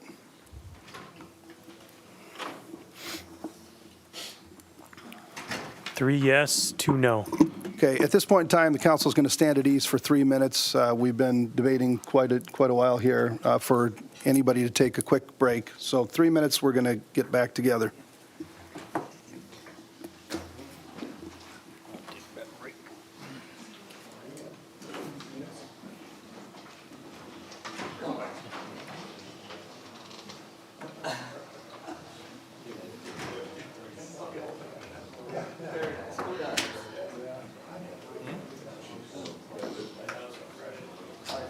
Don't go too far, 3 minutes.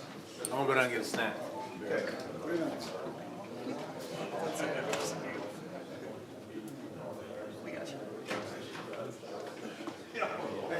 Mr. Fayette, Dr. Fayette. Dr. Brett, you have any talk with Brett? First round, all the hands out. Pretty well, Chris. Okay, all right. Trimble's got this. Sure, can you do it quick? Okay.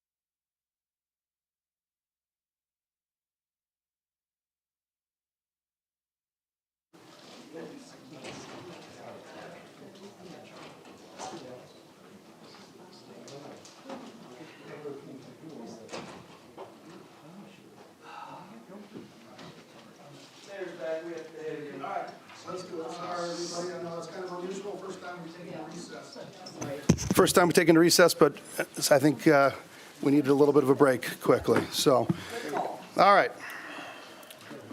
Moving on to item 5, old business, item 5A, 1625 Southeast County Line Road rezoning, amend zoning map to establish general industrial zoning, City of West Des Moines. We've got an ordinance for approval, the second reading, waiver of the third reading, adoption of final form. There are no outstanding issues and no change from the previous reading, which was adopted last time unanimously by council. Move consideration of second reading. Second. Okay, it's been moved and seconded. Any discussion? Okay, hearing none, please vote.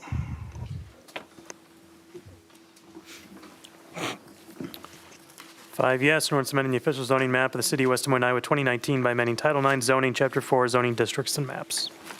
Move approval of second reading. Second. Okay, please vote. Five yes. Motion to waive the third reading and adopt in final form. Please vote.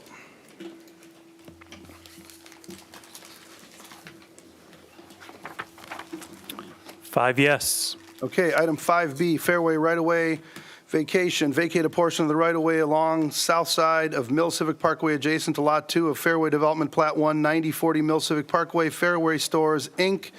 We have once again got an ordinance for approval, the second reading, waiver, the third reading, adoption of final form. There are no outstanding issues and no change from the previous reading, and it was also adopted unanimously at our last city council meeting. Move consideration of the second reading. Second.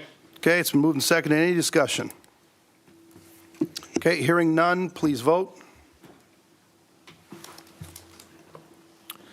Five yes, an ordinance of the city of West Des Moines, Iowa, vacating a parcel generally located along the south side of Mill Civic Parkway, adjacent to Lot 2 of Fairway Development Plat 1. Move approval of the second reading. Okay, please vote. Five yes. Move consideration of the third reading and adopt in final form. Okay, please vote.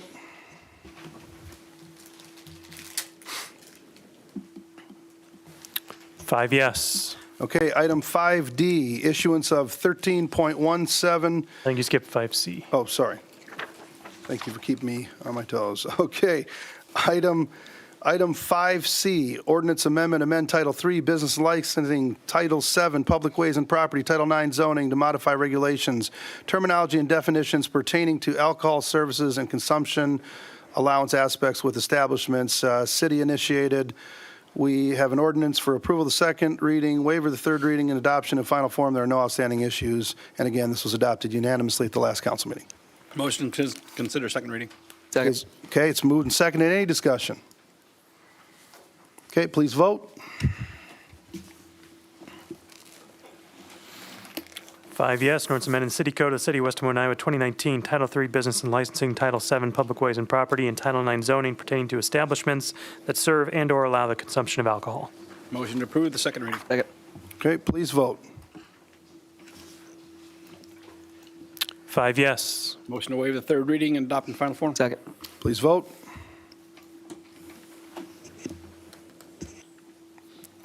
Five yes. Okay, now, item 5D.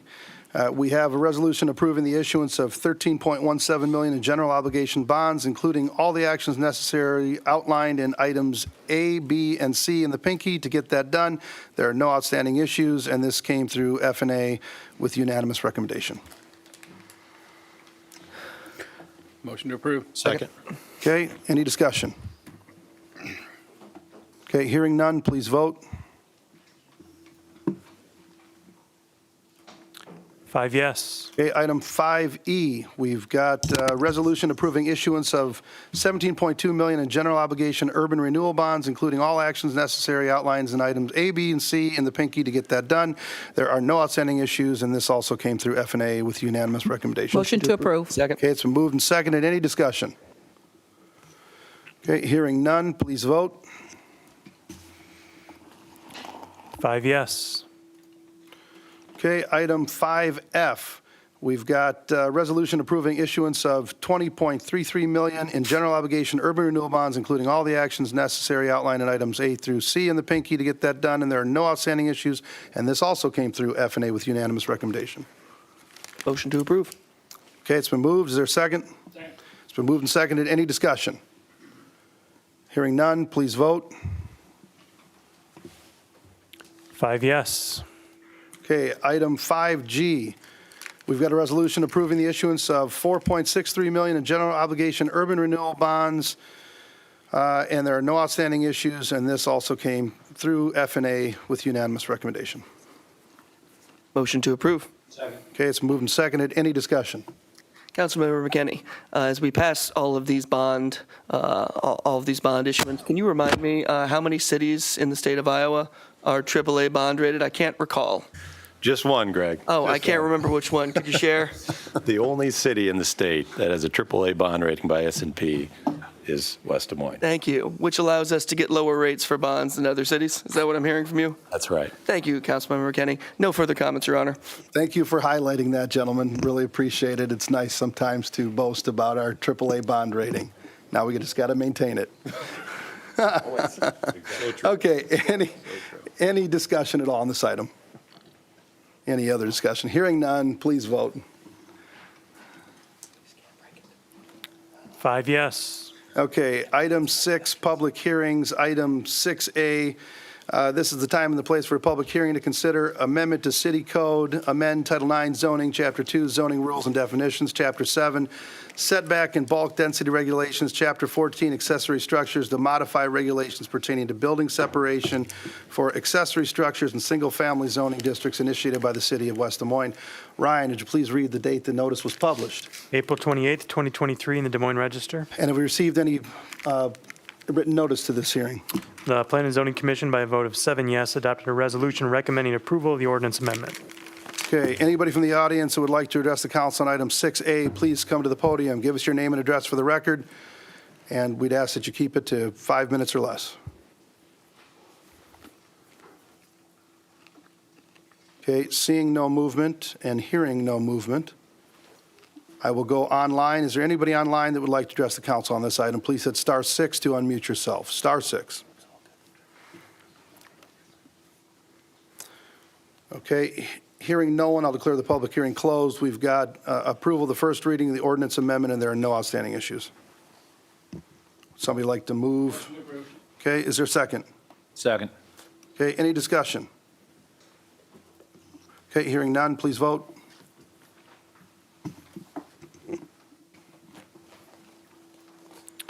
Five yes, an ordinance amending the City Code of the City of West Des Moines, Iowa, 2019, Title 9 zoning, Chapter 2 zoning rules and definitions, Chapter 7 setback and bulk density regulations, and Chapter 14 accessory structures pertaining to building separation for accessory structures. Motion to approve the first reading.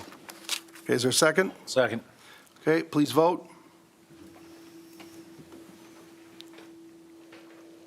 5 yes. Item 6B, this is the time and the place for a public hearing to consider opening and closing the public hearing and approving conveyances of property interest to Fairway Stores, Inc., as well as approving reservation of permanent easement by the city, initiated by the City of West Des Moines. Ryan, did you please read the date the notice was published? May 10th, 2023, in the Des Moines Register. And have we received any written comments to this hearing? None, Your Honor. Okay, anybody from the audience that would like to address the council on item 6B, please come to the podium, give us your name and address for the record. Anybody online, hit *6 and unmute yourself.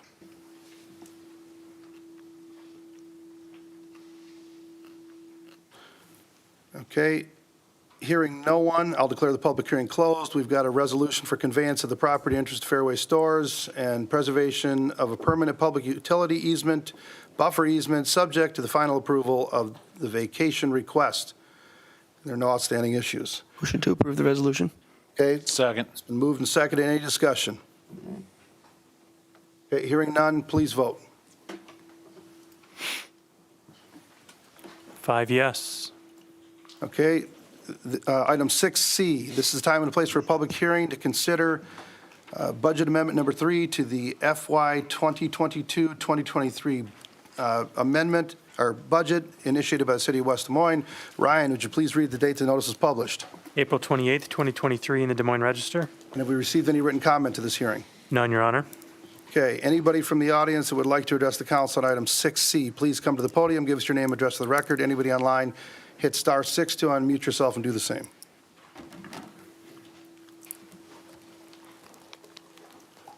Okay, seeing and hearing no one, I will declare the public hearing closed. We've got a resolution for approval of the budget amendment number 3 to the FY23 budget. There are no outstanding issues, and this was approved unanimously by the Finance and Administration City Subcommittee. Motion approved. Okay, it's been moved. Is there a second? Second. Okay, it's been moved and seconded. Any discussion? Okay, hearing none, hearing no one, please vote.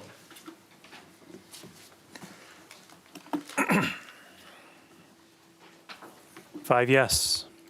Okay, item 7, new business, item 7A, Highgate Plat 1, north and east of the intersection of South 88th Street and Stagecoach Drive, approve a preliminary plat to create 2 outlots for future development and 1 street lot, Sunset Company LC. We've got a resolution for approval of the preliminary plat. There are no outstanding issues, but there is one condition of approval, that outlots Y and Z are not buildable until they are replatted through the subdivision process. This was also approved unanimously by both Planning and Zoning and Development and Planning. With that, does somebody want to move approval of the resolution? Move for approval? Is there a second? Second. Okay, before we enter into any discussion, is there anybody from the audience that would like to address the council on this item, or anybody online? Okay, seeing and hearing no one. Any discussion from the council? Hearing none, please vote. Five yes. Okay, item 7B, Woodland Estates Plat 2, 9510 and 9520 Mill Civic Parkway. Approve a preliminary plat to create 37 lots for single-family residential development, 1 outlot and 1 street lot, Silo 9 Plat 1 LLC. We've got a resolution for approval of the preliminary plat. There are no outstanding issues, and there are 3 conditions of approval. 1, that the city council allow public utility easements to be in the front yard. 2, driveways along South 95th Street are to be built such that residents can exit onto South 95th Street driving forward. And 3, the developer providing proper emergency access and water access to the approval of the fire marshal prior to receiving any building permits for above-ground construction. Somebody want to move approval of the preliminary plat? So moved. Okay, is there a second? Okay, any discussion? Okay, anybody in the audience? I don't remember if I called for that or not. Okay, sorry. Please vote. Five yes. Okay, item 7C, The Pines at Glen Oaks, southwest quadrant of Interstate 35 and Mill Civic Parkway interchange. Approve a site plan for 33 dwelling units for a multifamily residential development. Paramount Destination Homes, Inc. We've got a resolution for approval of the site plan. There are no outstanding issues, and the applicant is in agreement with all staff recommendations. This was also approved unanimously by Planning and Zoning and the Development and Planning City Subcommittee. Does someone want to move approval of the site plan? So moved. Okay, it's been moved. Is there a second? It's been moved and seconded. Before we enter into any discussion, is there anybody here in the audience that would like to address the council? Please come to the podium, give us your name and address for the record, and I'd ask that you keep it 5 minutes or under. I'm Robert Brown. I'm at 903 Tulip Tree Lane in Glen Oaks. I'm here because I'm really concerned the way this thing has been railroaded and done very carefully so that none of the members of Glen Oaks could either be informed or have a chance to discuss this. It was brought up 7 years ago, and this time the principals involved decided they did not want the owners to be involved. So they've kind of done an end run and kept this very quiet. And they knew that if it was brought up, there would be a lot of discussion. Over 80% the last time when it was brought up, 80% of the homeowners were strongly opposed to this. And now all of a sudden we see that somehow they've done an end run and brought this back for final approval. The homeowners have not even been involved from the beginning of this, have not seen the initial ones or any of the changes involved. And most of us have real concerns on how this will have an impact on all the owners there. And it's very disappointing. They had a chance to address all the homeowners there.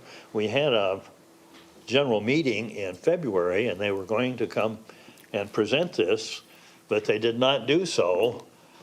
They had a couple people approve this, apparently on the Architectural Review Committee, and they said that represented complete approval by all the homeowners, and that's not the case. And it's very disappointing that the homeowners have not had a chance to be involved in this, since they're the ones, there's going to be a couple thousand people that are going to be adversely impacted by this, and it's only done for the benefit of 2 people. And I would hope, after hearing the lengthy discussion and the encouragement of everybody wanting to get all the information, I think it was wonderful, the discussion that went on about the animal rescue shelter, and I cannot believe there's been no discussion and any input from any of the homeowners. This particular incident.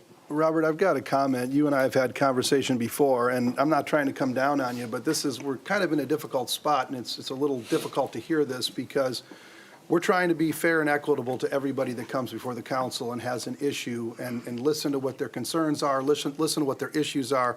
We're following our processes and procedures, and a lot of the issues that you're bringing up, that you brought up here, that you brought up at P&Z, had to do more so with your own homeowners association and your architectural review committee. We're doing the same process here that we've done on every other development and trying to be as fair as possible. We're trying to take citizen input. You've done this. You've been here now 3 times, and we've heard what you've said. But our hands are kind of tied because my understanding, the last time that Mr. Myers was here, that this went through your Glen Oaks Homeowners Architectural Review Committee and was approved. And it was approved by the Homeowners Association, who is charged with representing all the homeowners within Glen Oaks. So I'm not sure, we're kind of at a loss. I'm not sure what you want of this council.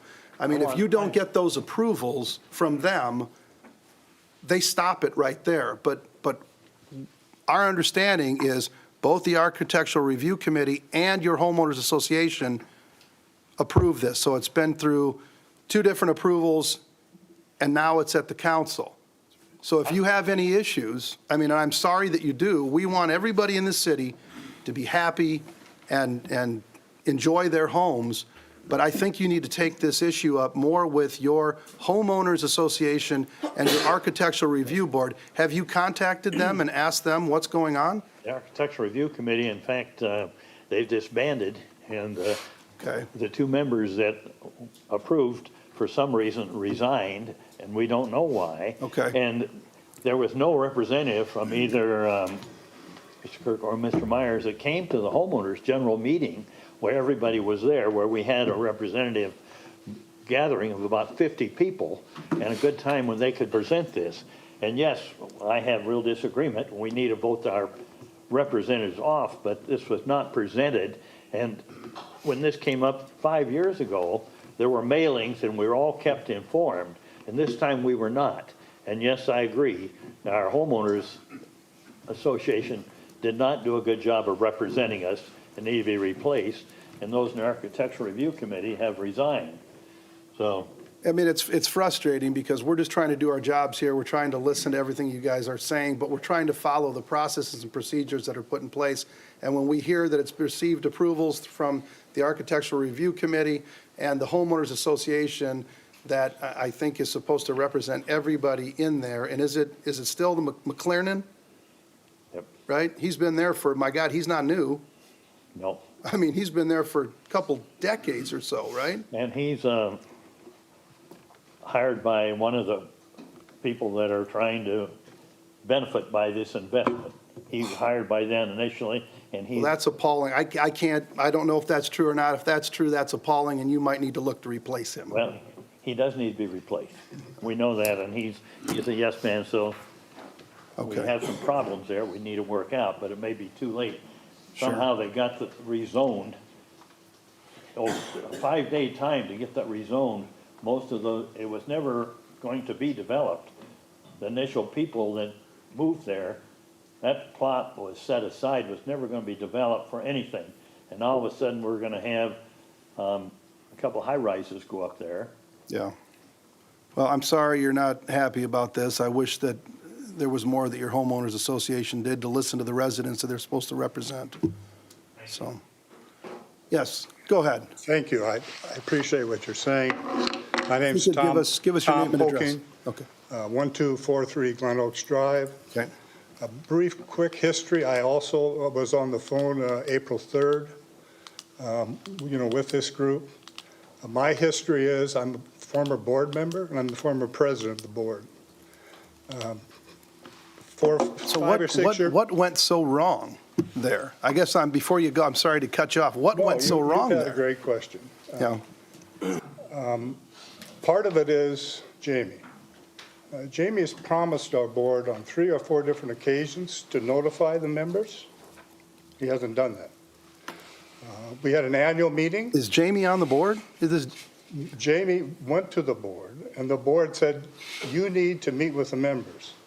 On an annual meeting, the board promised that Jamie would meet with the members. Never did. So then shouldn't the board have shot him down? Probably. Now, Okay, sorry. Go on. Go on. Russ, I also want to address something. I understand what you're saying about the board, and I'm not happy with them. They haven't met since November. Have they approved this? There's no minutes saying that they've approved it. Okay? They haven't met since November. There's no minutes. Okay? When I come to you as kind of a dual member. Yeah, there's Glen Oaks, but we're also citizens of West Des Moines. And we pay a lot of taxes, and we don't get any benefits. One of the reasons is our roads, and you know what the road problem is. They don't qualify. They violated the code. Well, they're private streets. They are now because you won't take them over because Gary didn't make a clear to code, and your city didn't object to that.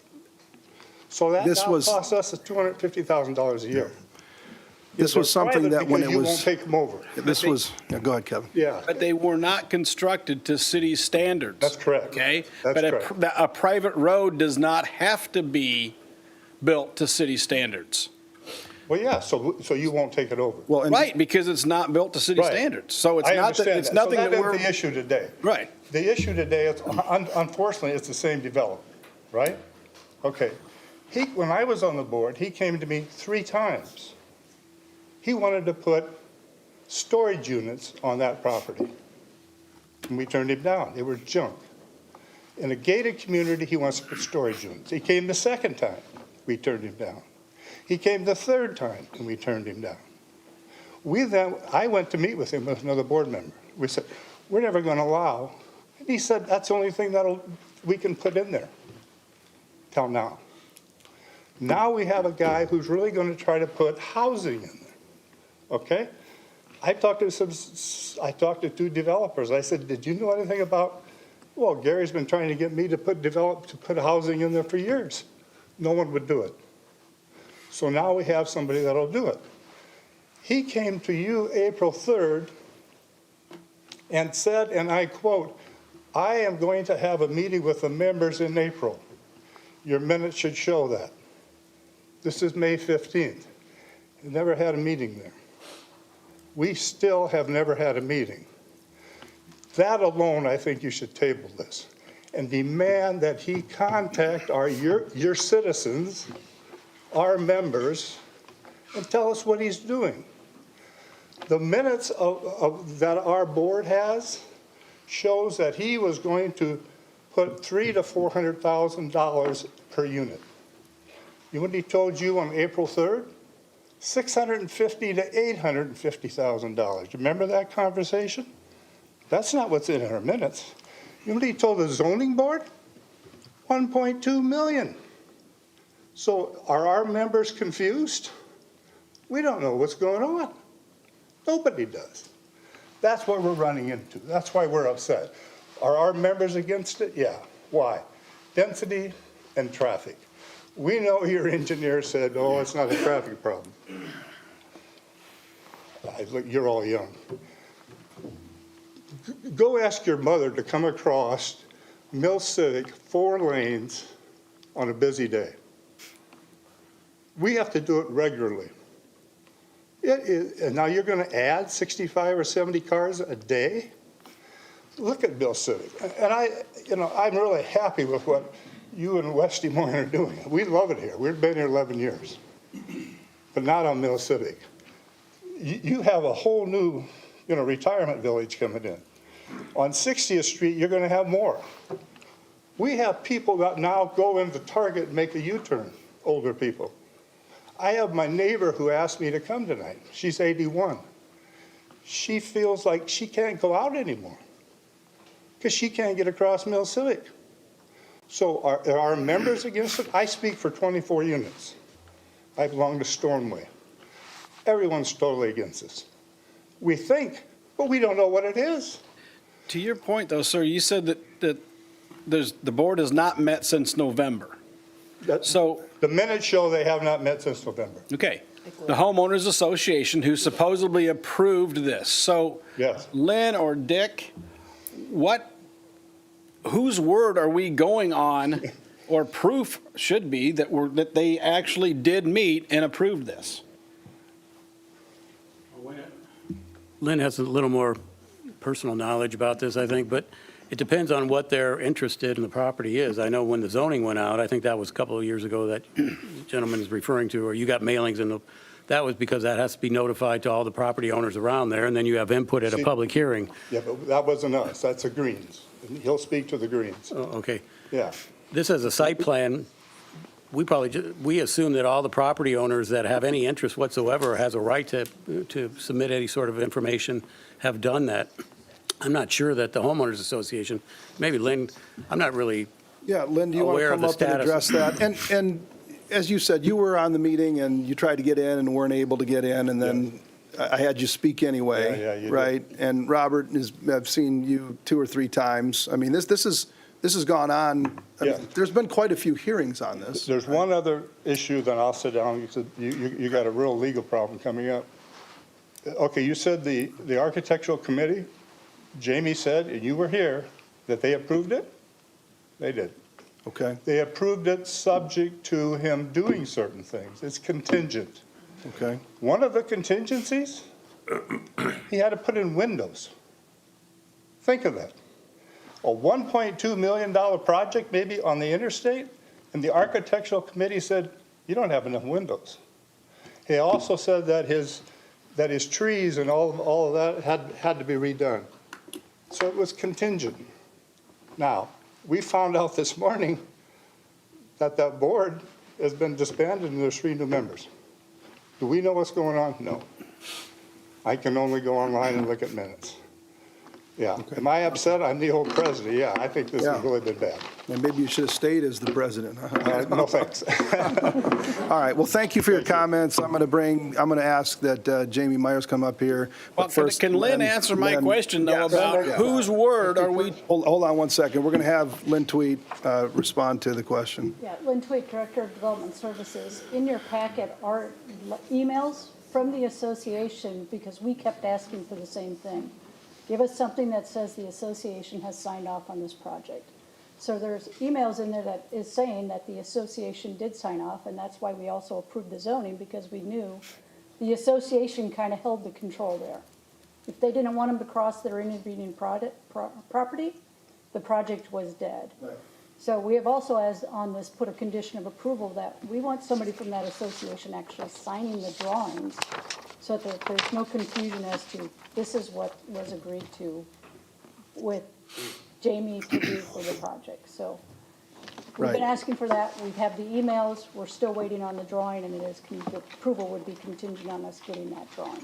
Okay, and I didn't read that. I just said that the applicant was in agreement with all the staff's recommendations, which included the signature on the drawing. Yeah. So you ask if the approval was complete. This is from Cara, and James McLarnon says, yes, our process is complete with the exception of 3 items mentioned in the letter. As far as we're concerned, they are okay to begin construction, and that was dated March 29th of 2023. But this gentleman was telling me that they haven't even met since November. So it seems to me that one person is driving this bus. All right, we're going to give Jamie a chance to come up, but Kevin, I'd like keep to going. speak first because. Hold on, let's have Councilman Trevilian finish whatever he's doing here. I just think we got a lot of unanswered questions, and it seems to me that, I don't know, again, it It has not gone through the proper channels. It's not been vetted by the Glen Oaks Homeowners Association. It has not been blessed by the Glen Oaks Homeowners Association. It appears that it's been blessed by one person. I don't know what his involvement is in this, but it sounds to me like they got some legal issues going on, and it troubles me that we're going off of somebody's email word when we should be getting more proof than that when we've got a homeowners association that's supposed to be, giving their approval of this thing. So But at the same time, I would say that if we go and we take action on this and it turns out that they did not give their approval, I think it negates the whole thing right then and there. And we do have in here that we've got to get a signature on the drawing. But that's going to, maybe the thing, I don't know. But to me, if this goes through a legal process and we say, yes, go ahead, they're going to start construction and then they're really going to be up against a wall. All right, just hold on. This gentleman's waiting to speak, and then we're going to have you, Jamie, come up. Matt, we'll have you ask your questions. Okay, sir, give us your name and address for the record. Thank you. Robert Burns, 844 Glen Oaks Terrace, and I'm actually been asked by the Greens Homeowners Association, 36 units, to be their spokesperson tonight, so we could condense it into a concise bit of information. And I have some new information. And just to remind you that we first saw the drawings on May 5th when the agenda for the Planning and Zoning meeting was announced. And I attended the May 8th meeting and I presented 7 items, and I think you received a copy of them. I'm not going to go through them with you. If you have any questions about it, I'd be happy to answer them. So I too, first learned about Jim McLernand's email at the Planning and Zoning meeting. We didn't know that that had happened until that night, last Monday night. So very frustrating. And so I looked at what was submitted for the plans and reviewed the Glen Oaks Owners Association's covenants and restrictions and guidelines for the Architectural Review Committee. And I'm certain that detailed plans have not been submitted. The Glen Oaks Architectural Review Guidelines requires detailed plans. They do not exist. We've seen some renderings, and that's it. But we only saw them at the Planning and Zoning meeting. There hasn't been anything distributed to the Greens. And McLernan had been telling me over the last few months, yes, there's going to be a public meeting where everybody in Glen Oaks would be able to meet at the Glen Oaks Clubhouse and have an information meeting with the developer. That never happened.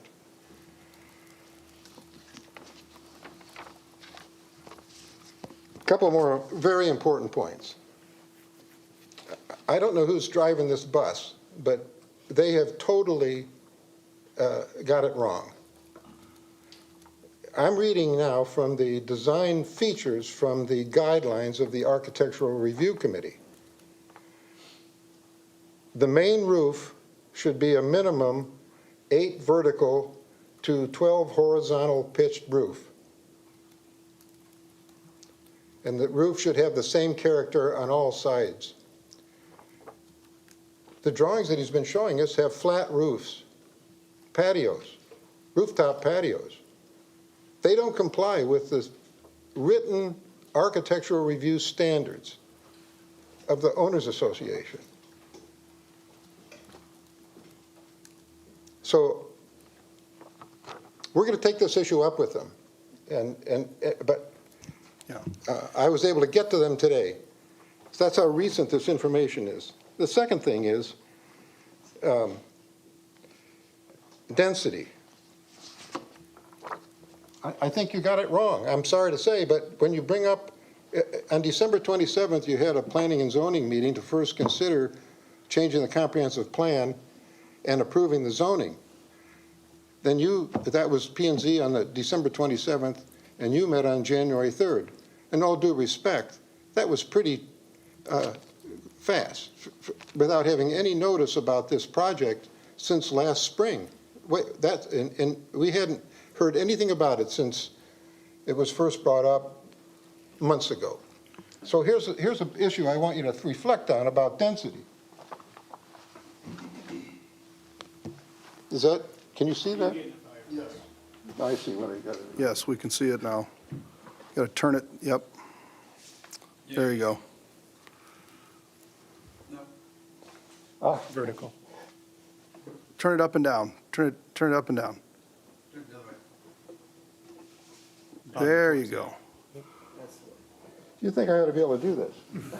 Stop moving and he'll move it for you. All right. So this is from your packet that was distributed on May 5th. And notice the high-density residential in brown is actually the Greens townhomes. There's 36 dwelling units there. And the density there is 3.5 units per acre.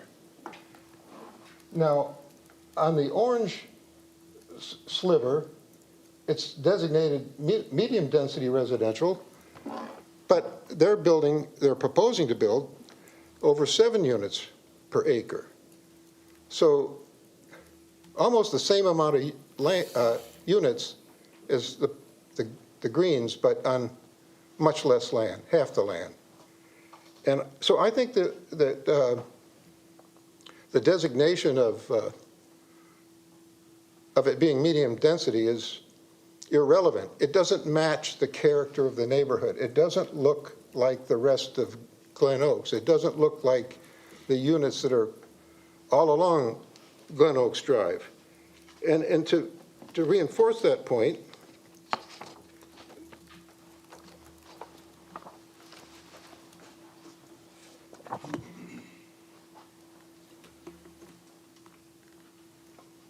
this is a Google map of the Burr Oaks, which is another multifamily development in Glen Oaks.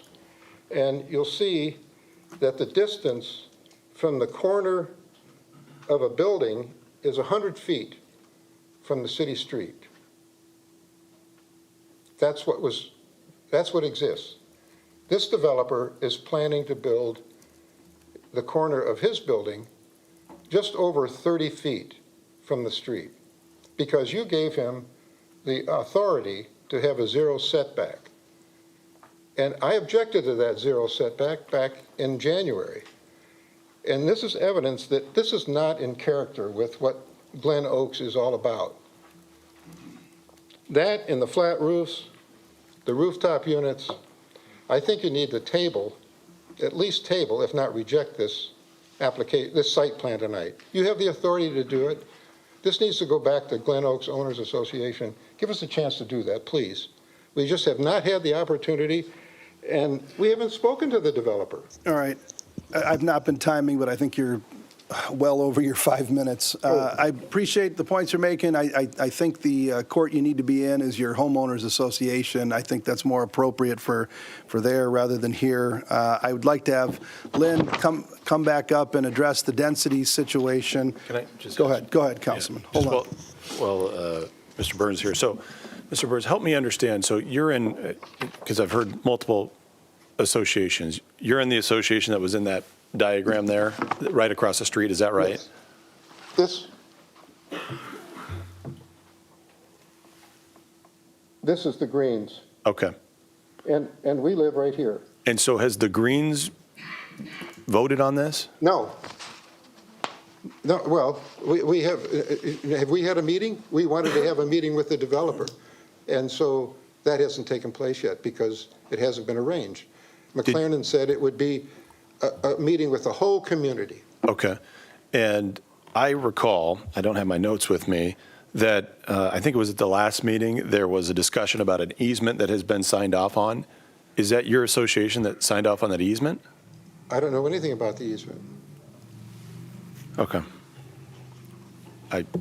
I know, I recall an easement, somebody gave an easement somewhere, there were signatures on an easement, I don't know. I thought that was. Oh, you They had to have an mean- easement to I think I know what you're get talking about. access into it. There are two access points Yes. into their development. Well, it doesn't show up on this drawing, but that's what they're talking about. So who- Access, that Who would have signed the That easement? would have been, that would be land owned by the Glen Oaks Owners Association. It's not the Greens. Geographic, Who is that? Who is the Glen Oaks Owners Association? Help us understand. Everybody that lives in Glen Oaks, right? it's the master planned unit development. It's the master development. So is it which there are- everybody in Glen Pardon me? Oaks? Everybody in Glen Oaks? Yes, So everybody in Glen Oaks provided sign off on the easement?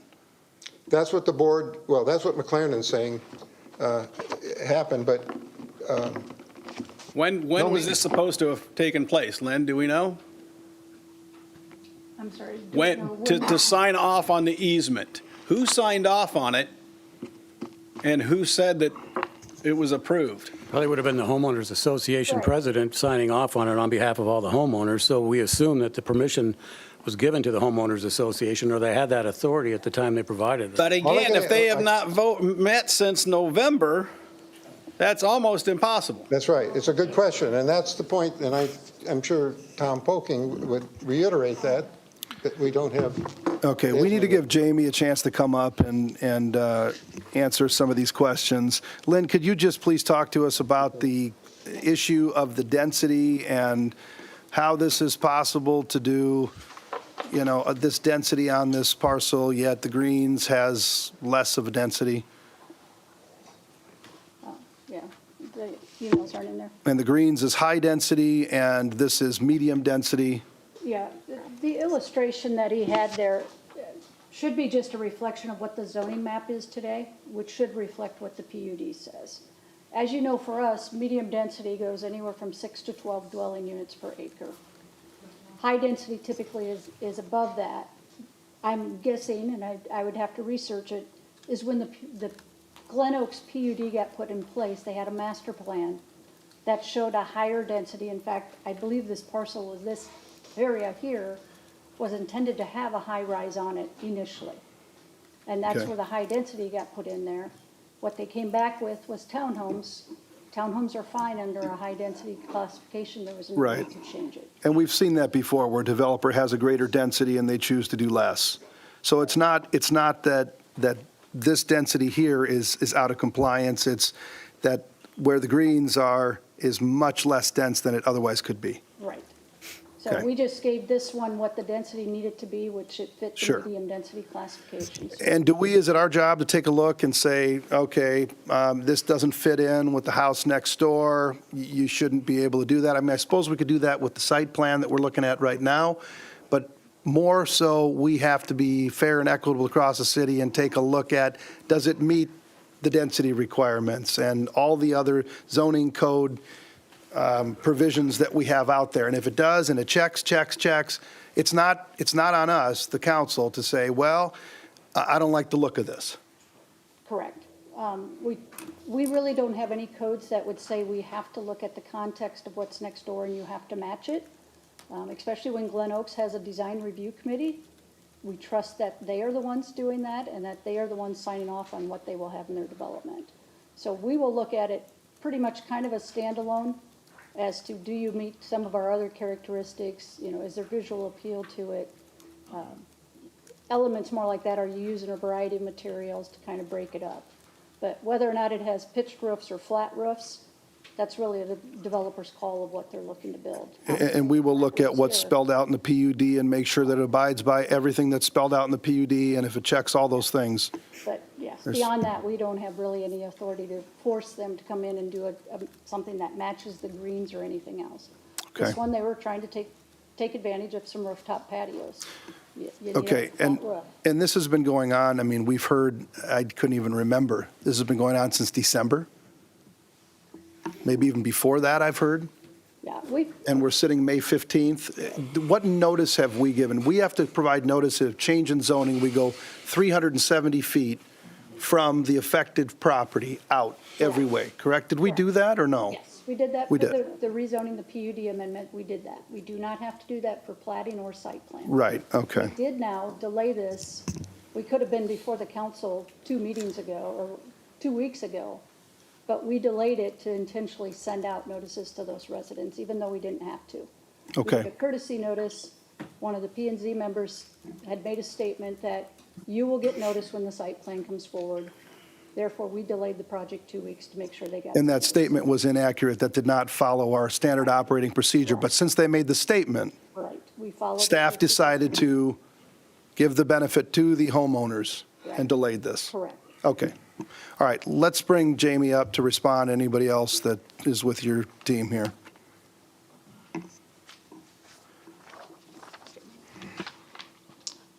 Jamie Myers, 2540 73rd Street in Urbandale with Paramount Destination Homes. And I appreciate the opportunity to speak about this because I think that there has been a pretty interesting change as far as there's a lot of misinformation being thrown around, and we have worked diligently. And this project started almost 3 years ago now, is when I first started working with Mr. Kirk and the ground, and then talking with the board of the Master Association of Glen Oaks, which I was directed to go to first. That is who I've continued to go through and continue to work. And just so you know, that those easements all were signed by the president of the board, and hence given to the city to show access and utility easements and everything required to be able to access the property to do the project. We have received approval from them to build the project. As far as the overall look and sight and feel, we went to the Architectural Review Committee, and many of the other people here in this room was also there with me.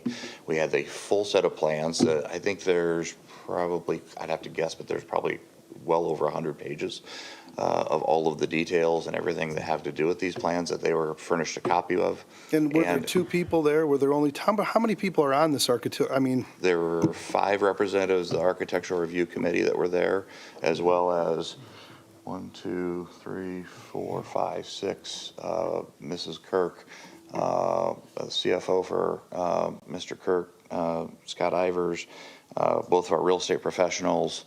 but 5 obviously people, our 5 engineer and people our from the architect. Architectural Review Board or committee? Yes, or- and we were there and and got approval conditional upon. It wasn't adding a whole bunch of windows, it was adding one window that they like to see in the side of one of the buildings. We did that. We also added a few trees that they asked to have added, which we did that.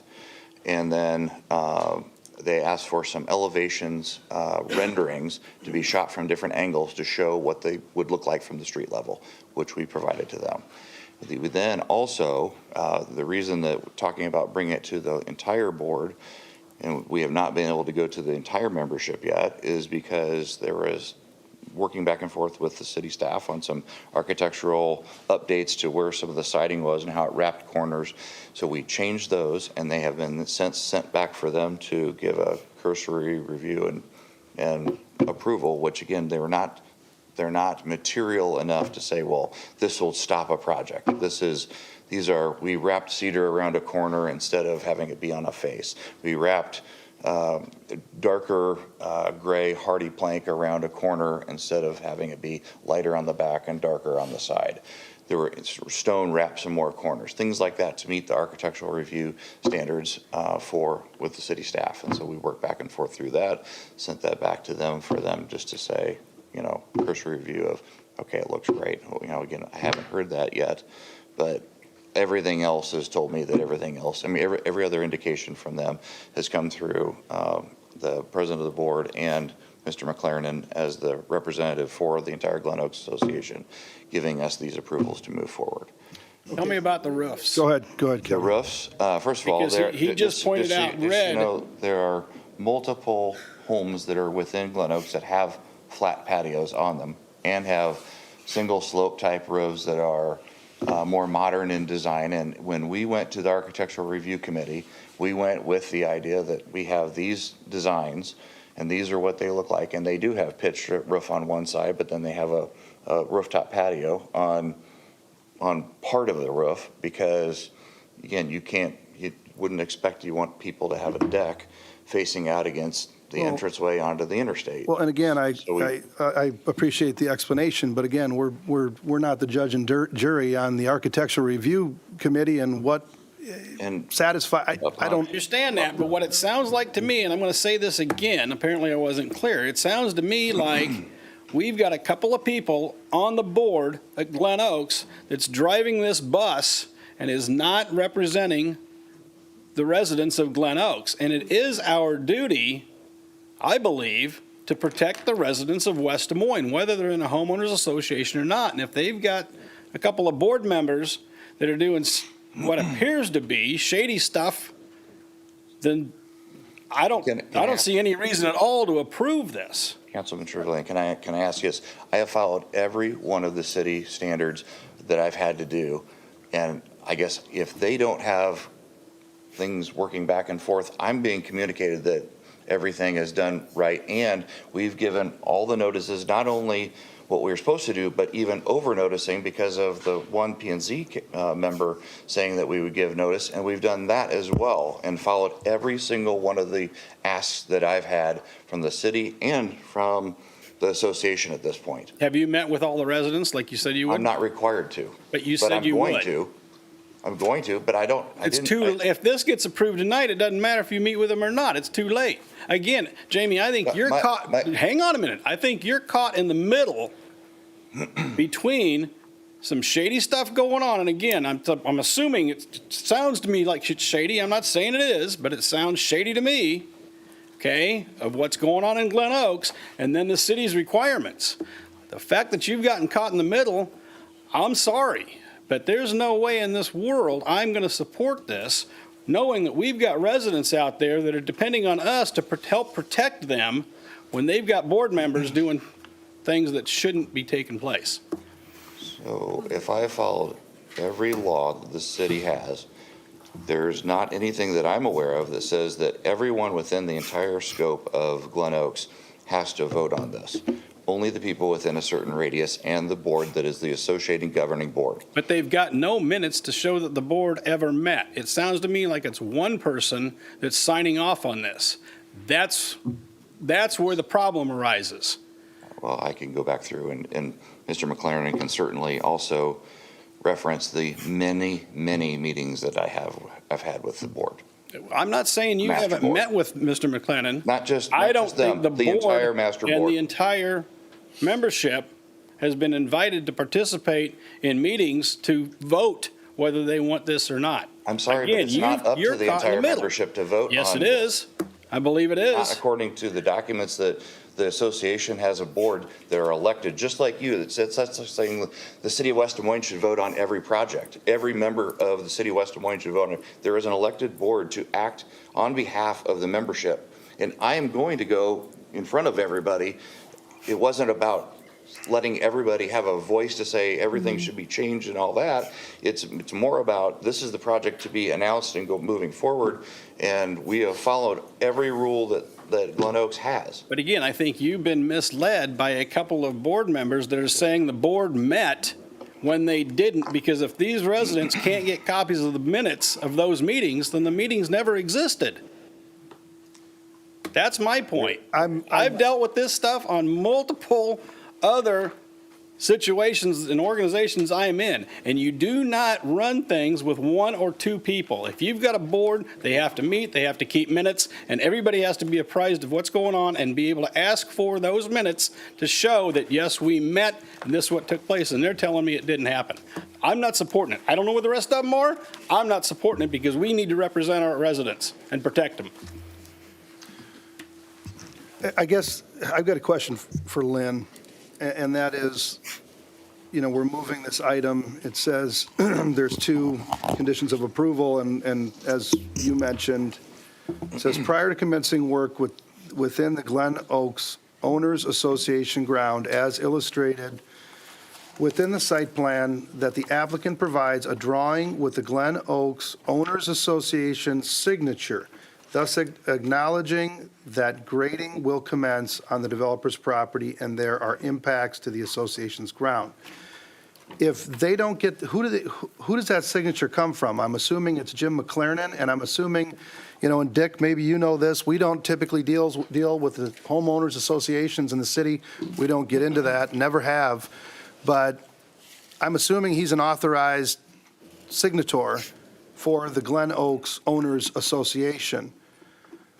And if he signs something indicating that this has been approved by the board, I don't know what authority we have legally to question that. We may not have anything legally, but I think we've got things morally that drive us on this. And if we've got residents of West Des Moines that pay taxes in this city, and they're telling us that they're not being represented by this homeowners association, and there's some shady things going on, or what appears to be shady things going on, then we need to take a break and say, give me the proof that all of these I's were dotted and T's were crossed, and then bring it back. But for now, we need to represent these residents. Well, we also need to be fair to the developer and the applicant coming to do the project. We need to be fair to both. No, we need to represent the residents that pay the taxes in the city of West Des Moines, not a developer, not a builder. Can We I need to treat everybody fairly, Kevin. I have I guess a couple questions here. We've got a site plan before us, Dick, and I'm trying to understand, as relevant as the conversation is to, I don't know, whatever happened internally, and hey, I'm a member of I don't know what association in there, but certainly not the Greens. I don't know, I couldn't tell you which one it is, but what I'm trying to figure out is what is our criteria to consider for purposes of a site plan relative to a architectural review, standard set within an HOA itself? We usually keep those separate and distinct because that's internal to the organization or to the development, whereas our responsibility would be if you meet all the requirements that we impose through city code, then you should be comfortable approving that. We don't require everybody to sign off that's in that development on that site plan. So all we do is see if those signatures that are submitted meet the requirements of the city code, that is the developer signing off as the interested party in this and anybody that owns property in that. So anything outside of that is really beyond the scope of our ability to say yes or no, unless there's been some, a P&Z, or if there was some promise made or there was some contingent that had to be met that somebody imposed on this and everybody agreed. But it doesn't sound like that actually happened. Okay, so let's play this out. What I'm understanding is that we've got somebody signed easements. I got to believe that somebody was at least granted the authority of the board, okay? Maybe there will be evidence to the contrary, but right now, if I'm being told somebody signed a legal document, an easement, it seems to me like, how do I it feels a little awkward to be sitting here saying, well, show me the proof, if we don't require this in any other situation. Now, if it actually exists, have you seen these sign-offs on the easements and stuff, Dick or Lynn or? Yeah, I've seen them. We just assume that every homeowners association has a little bit different structure. Who can sign on behalf of it's usually the president after they got approval, whatever structure that was taking. So, again, really the remedy for these citizens would probably go back to the Architectural Advisory Board and say, this isn't meeting the intent that you provided on them. They're in violation of the covenant or whatever requirements that you placed on that. We'll go back to the Glen Oaks Owners Association and say, look, Jim McLernan, you signed off on this, and you are only allowed to sign off on things that are supported by the entire Glen Oaks Owners Association through a vote. There was no vote had. You have acted improperly, and we're taking you to court. And if they find that that's true, and we approve this site plan tonight, the whole thing's done. What do you mean the whole thing? The whole thing's over. It stops. The project stops. Dick, if we approve this tonight, then they're able to move forward. And if there's a legal threat out there, it's not going to stop it. They're going to start digging a hole. You want to put a contingency on it where we get an affidavit from Jim McLernan or some proof that satisfies everybody that says, here's our homeowners association documents, including the bylaws. Well, again, in here, we've got we've got a contingency or a For one person to sign. condition for one person to sign, but that person needs to represent the homeowners association. And, I mean, they're putting their name on the line, and I'm assuming you guys have had conversations with Jim McLernan and have brought this to his attention. I can't imagine if he has done something improper that he's going to do it yet again, right? I mean, forward, please. not from the audience. If you Jamie, wanna you've been, come up. Jamie, can we hear from Jamie really quick? He has a quick comment. I wanted to hear from him. The easements that were signed off on were not just signed, they weren't signed by Jim, they were signed by the president, Sharon Mancero, and they went through their council first, because our council sent them to their council reviewed them, she signed them and sent them back to us, actually through Jim McLernan back to us. And then beyond that, Jim only gave us the approval of the board vote based upon the direction of the board. I mean, it wasn't like he's acted outside of it, because I've had multiple conversations with board members and have talked to them, with the president and multiple members throughout the way. In fact, one of the members on the board is from the Greens. My question, forward, please. my question is, at what point does the city council get into the negotiations of the boards of these associations? Well, that's At like- what, at I'm what? sorry. No, That's what I'm sorry to interrupt. That's what Lynn said. This isn't really where we No. get into this. This is Let me the boards. Okay. Yeah. So I understand that we are here to represent the citizens of West Des Moines. I get that 100%. Every day that I sit in this seat, I know that who I represent. But it includes developers as well. It includes business people as well. It includes all of those. We represent all of those entities. And again, I might see some frustrations out there, but I'm speaking my truth in terms of trying to understand, as a city council person, at what point do I begin to do the bidding of associations and getting into who did what and who said what and who's shady and who's not shady. Number one, I'm not going to sit here and call anyone shady, because I'm not part of those meetings. I haven't seen those meetings, and I have no authority or no right to say everything's shady. I don't know any of the characters. So I'm going to operate under that there's an association. I don't know that the association is all getting along. Everyone sees it from the same vantage point. But at what point do elected officials get in the business of working out all the nuances of a neighborhood association agreement? Same problem I have. We're in the wrong court of law. I don't know where that role begins in my seat. I would tell you, it's presumed that everything that's been presented to you is legitimate, and that the representation given is legitimately made. If you don't feel comfortable with that statement, then I would vote against it, as Kevin is going to. If you feel that the representations have been made and there's no reason to doubt that other than it has been questioned, then, you should follow your. But Dick, isn't the remedy here? We're assuming that what the homeowners association told us is legitimate. Isn't the remedy in a court of law for these folks to talk with the homeowners, sue them, whatever? I'm not going to prescribe anything, but that's not for us to adjudicate here tonight. No, because we presume that these documents are the Because if we do representation- this tonight, we're going to get drawn into everything. Well, what I would suggest, again, if you feel comfortable that the representation of the homeowners association is adequate on this, but again, we can only assume that that's face if there value, isn't, right? you're right, the remedy is between the standing citizens and the homeowners association and the developer because of potential misrepresentations. Well, and what claim does Jamie have against us if he's checked every single box that he's had to check and we turn it down? Well, we can't I think start if you treating do this in good developers faith, I mean, differently if there's based some on- reason that you. There's a reason to turn If you it truly down. feel that there should be more explanation given, I think that's good faith, and that wouldn't be an arbitrary, refusal, and I don't think that you are in any danger if you can actually articulate the reason why you think maybe we ought to take this issue and delay it for a while. But again, do you feel that there's adequate proof that this is not valid? I'll just make just one clarification on the easement. Give us your name and address again for the I'm record, if sorry. you will. Tom Polking, 1243 Glen Oaks Drive.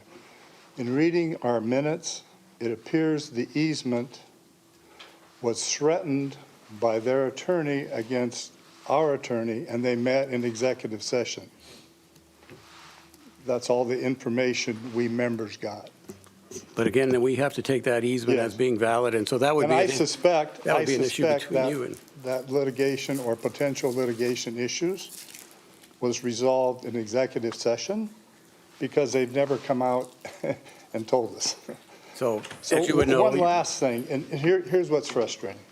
You heard Jamie today say that the zoning, the committee he went to required him to put in one window. Did you hear him say that? Let me read it. Adding windows to the west elevation, windows of buildings 5, 6, and 7. That's not one window. That's what we keep getting from him.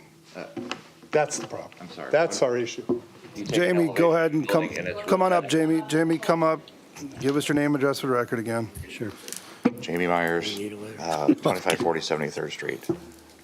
I correct myself. When I say that, I look at a building and I say add a window. It's because they wanted another window on the side that got repeated a couple times in different buildings. But it wasn't like adding a whole wall of extra windows. It was adding one window in an elevation off of one side that got repeated in the same place on 3 buildings, if I remember correctly. Okay. One more thing I guess I would also ask is, you know,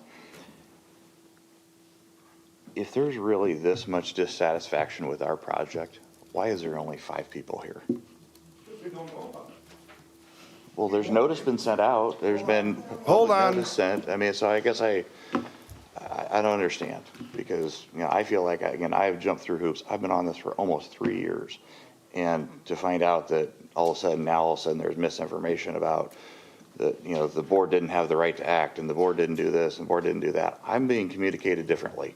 I've spent hundreds of thousands of dollars at this point to try to get it here, and we're forgetting about the 33 new members of West Des Moines that will also help create, that will live there. There are also people that unfortunately don't get a voice here to talk about where they could be proud of their home. And the reason also I forgot to address was pricing. When I started this 3 years ago, these were going to be $450,000 to $500,000. I don't know if anybody's read the news, but there's been a little inflation. There's been a little cost and change, and also we've been added onto with multiple requests by really large amounts of tree lines and you know, new fences and all kinds of requirements that have also created a higher value of what we're creating here. So there's been lots of things put upon us that we had to do just to be able to make the project, and we are right in keeping with, we've done comps across the marketplace for very similar type of product, and we're actually under the price point of many of the other ones that are around the marketplace.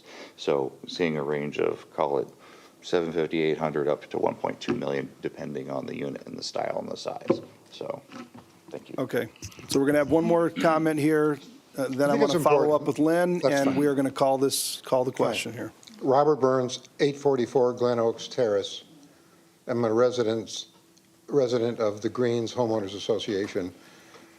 I receive all the notices that you do send out. I live within 375 feet. I'm here representing, I was asked to represent all 36 homeowners. So if we have standing before the city council, we're here because, sure, we're a part of the HOA, but we're here as residents of West Des Moines, and we feel like we've gotten a fair shake on this yet. And we ask you to table this for further discussions. I don't know any other way to say it, because we don't feel like we've had a fair shake. And here's my final comment. If Mr. Myers wants to become a member of the Glen Oaks Owners Association, that's the master association, he should read the covenants and restrictions. It says right in the architectural review guidelines, he's supposed to meet with the neighbors. It says it right in there, and he hasn't done it. We're the neighbors. Where has he been? He hasn't contacted me. He hasn't contacted any of the other 35. Let me ask you, is there a way for the homeowners association to call for a meeting of the members? Of the Glen Oaks Owners Association? Correct, I would correct. think so, yes. Tom would know. How come that hasn't been done yet? Come forward, please. Well, I asked Jim McLernan that question. I'll let Tom answer too, but Tom told me that it was going to happen in April. And the next thing I see What's is the a May 5th requirement? meeting. How do you have to do that? Is the question, how do the members? I mean, the members seem like they're very upset right now. How do they, there's got to be a way, some of the there members, is. some of the members. I know there was somebody here from the Greens that supported this tonight, Okay, and he so- wasn't able to stay, but, 30% of the members sign a petition. They can Okay. ask for a meeting for any reason. okay, why hasn't that been done?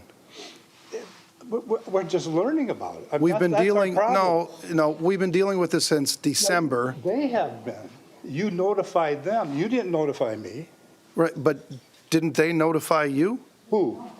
These guys that are here? Well, Bob and I have talked about it, but there was no notice to the rest of us. Only the Greens get notice. I guess, why is it that you guys haven't taken this action? Why haven't you looked into this? I would say we are just now learning and getting involved in it. And so you have the ability to do that. Even after this vote tonight, you can do that. We can call a members meeting. And you can voice your displeasure with McLernan. You can talk about how he illegally signed the document without your support. See, I don't know if he's illegal. We don't know. We just don't. But you're asking We don't us, have any minutes. you're from asking November. us to delay or change the course of an action that has been going along for a long time, based on Yeah. what proof, though? What, like, how do we get involved? Like, I think your action is actually to call that meeting. Yeah, I understand that's one of our options, okay? But there's also a built-in protection yet again here, and I'm sure Jamie doesn't love it. There has to be a sign-off on the drawing. So, I mean, you can call McLernan right now, tonight. That sign-off has not happened right now? I have It's no, part, we have it's, no it's idea. Jamie, it's in what we're voting Has this on. sign-up happened? Sign-off happened? It's what we're voting on now. That's one of the conditions of On approval. the drawing, but I guess my understanding was that the sign-off was on behalf of the Architectural Review Committee approving the plans. I thought that meant that was the sign-off. but Remember what I certainly said go back. before. Lynn, could you clarify for us what the sign-off is on on this item that we're voting on tonight and about to vote on in the next minute? Our desire on that condition was a sign-off on the drawing which shows the impacts to the buffer area that the HOA owns. So there'll be some grading impacts, there'll be some vegetation impacts, and what they are supposed to do at the end. When we go out there for that site inspection, what will we see based on those drawings? So we wanted something on a drawing that we can go to the site and say, yep, all the trees that they signed off and said are supposed to be here are here. So it really wasn't so much about architecture. I said, we kind of assume that they have been working with the HOA first before they ever come to the city. But again, I don't really have any rules to say they have to do something different with that architecture. And have they met everything that we set out for them to meet? All the zoning, all of the city requirements, have they met all of that? That is, Is there a reason to turn them down from not being able to check one of the boxes? I am unaware of anything that they have not done that they are required to do from a zoning Okay. standpoint. Okay, sir, give us your name and address for the record. You've got the last comment here, and then we're going to call this to question. Peltz Design Services, 2323 Dixon Street, Des Moines, Iowa. We are both architects and the civil engineers on this project. The final drawings, now that we understand that they need to be signed by the homeowners association, would not have been able to be done so before this meeting because we don't sign documents that aren't approved. So we will not issue signed documents until they are approved. Therefore, construction documents aren't being built that are signed that aren't accurate. That's part of maybe why they're not signed. I don't know that, but we need to definitely get that signature. We'll get that signature on those drawings as requested by P&Z. What I wanted to mention was subcommittee met on this project well over a year ago. There was representation there from Glen Oaks Homeowners Association. At that point, I would believe that it would have been advertised amongst Glen Oaks in their own association that there's an issue. There's people there, and then if it wasn't brought to a further, I guess, finalization on their point to get a proper vote, a proper signature, I don't know what else we could have done. Well, and we've been dealing with this pretty actively since December. Mm-hmm. Okay. Just for the All record, right. Mayor, I'm looking at notes from, We're going to close the public comment on this. We've heard quite a bit of public comment. Go ahead, Councilman, any Plus, I would council like to hear from discussion? this gentleman. He came up before you said he was the last. All right, last one. Sir, you got Robert 2 Brown, minutes. 903 Tulip Tree Lane. Just one other comment, why there is no one else here is because, one, the developers did not want to publicize this and actually told people that if we publicize this, there's going to be a lot of outcry from the homeowners, and we don't want that. That was their discussion. And Sir, but you've the been second at, thing, you've the been only at, way you've we've been at heard each about one of this these. is when it came up, when I looked and I saw that the council was going to be discussing the Pines, we had no other notice that this was going to occur. But you know this has been going on since December. You've been against it since December, if not longer than that. Why haven't you contacted your friends and neighbors, Jim McLaren? Why haven't you called for a vote of the homeowners association? I don't understand. This has been going on, I was out of country for 5 weeks in that time period. I thought others might. but nobody's done that. That's not true, Mr. Mayor. Excuse me. Come forward, please. Come on forward. This is absolutely the last comment. We're not going to keep going on. It's 8:45. We've been going on for Robert- probably longer than the animal control discussion tonight. Robert Burns, 844 Glen Oaks Terrace. I did contact McLaren. You said nobody has. I have. And I tried to get information about this project, and he never gave it to me. It was slow in coming. So The what only did you time I do got it was after, when the what city- did you do after that? We're not McLaren. I know, but. I mean, we're in the wrong court of law. Well, You guys are trying this case before the wrong judge and jury. They've checked every box that we've asked them to check. They've checked them all. And yet, this has been going on for a year, 3 years, at least since December. Nobody's called for a meeting of the homeowners association to take this up and shoot it down. I just wanted to make sure you understood that I have been I understand, asking for but, it, and I'm not coming down on you guys. We're trying to do our job. We're trying to hear all of the valid arguments that have come before us. We're trying to be fair and equitable to you all and to this developer here. We've got to be fair and equitable across the city on all of these issues and all of these developments. We don't get into homeowners association issues, but from our standpoint, we've got sign-off from both the Architectural Review Board, committee, whatever it is, and the homeowners association, or Glen Oaks Owners Association. We've been dealing with this since December. We've had a delay. We delayed the P&Z meeting. We delayed the council meeting. Each one of these things has been delayed. We've gone through all these things, and it's frustrating for us because this is the wrong judge and jury on the issues that you guys have. We will take it up with the homeowners association. They can stop it single-handedly. We are here tonight to talk about the site plan. That's what's on the agenda, and we are asking you to table it. On what grounds? There's nothing. There's some information that's inaccurate. His roof pitches. We don't deal with the. comply. We don't deal with the architectural review committee. That's not our decision jurisdiction. to make. That has to happen at the homeowners association.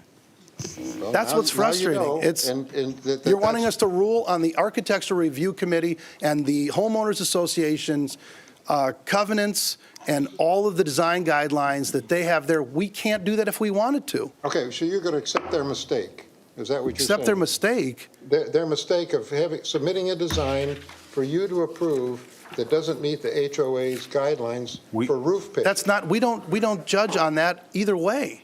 I just wanted. We have sign off from them. We're assuming they did their job. If they didn't, then you need to hold them. You need to hold their feet to the fire and say you're in violation. We will do that. I mean, please understand. I mean, this is.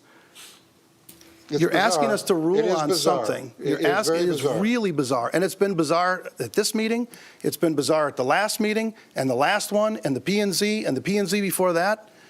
Well, if you And wanna what I just can't get- understand is why there hasn't been an action, a call to action to the entire Glen Oaks Owners Associations to stop this. You guys can do it. There's a mechanism to do it. It hasn't happened. I know everybody's busy and have their own lives, but that hasn't happened. So you're coming to a court that doesn't have jurisdiction over this homeowners association and asking us to do something that we're not accustomed to doing, and after he's met every one of the guidelines that the city has set out for him.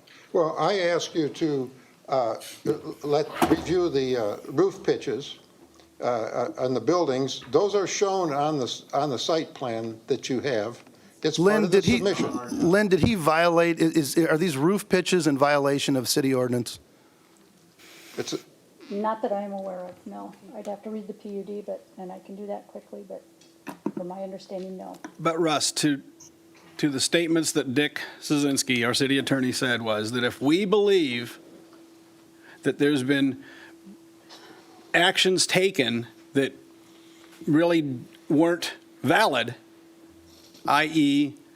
giving an email that says, yes, it's been approved by the board, or it's met the design review committee, if we believe that there's been misrepresented, we do have the ability to say, no, we're not going to approve this. So put on your big boy pants and big girl pants and say, no, we don't agree with this because we believe there's issues that arise that these residents, taxpayers of West Des Moines, have told us. We need to listen to them, at least delay this for a couple weeks or a month until we can get those answers and get that proof, and then take action.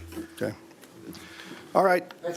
Thank you, everybody. Okay, we're gonna, you have one more comment? Yes. Well, I'd like just to wanted know, I mean, Well, yeah, Matt, you go. I'm and going then to I'll share call a something. hard stop at 11 PM tonight. okay.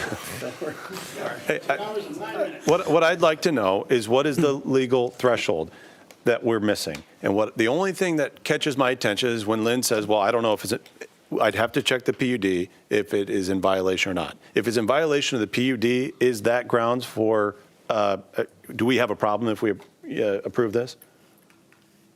If it's if you do it knowingly that's in violation, you would have. If you Okay, so we don't need to know then whether or not this pitch is in violation, or anything else, I guess, is in violation of the PUD. If it's not in violation of the PUD, is there any legal basis? Or, I mean, I don't want to, we have to be fair both ways. No, I would say if you've got basis to believe there's a material misrepresentation in this application, then you probably you do have the right to say, wait, I have a basis. I can articulate the reason that I believe that this is not accurate.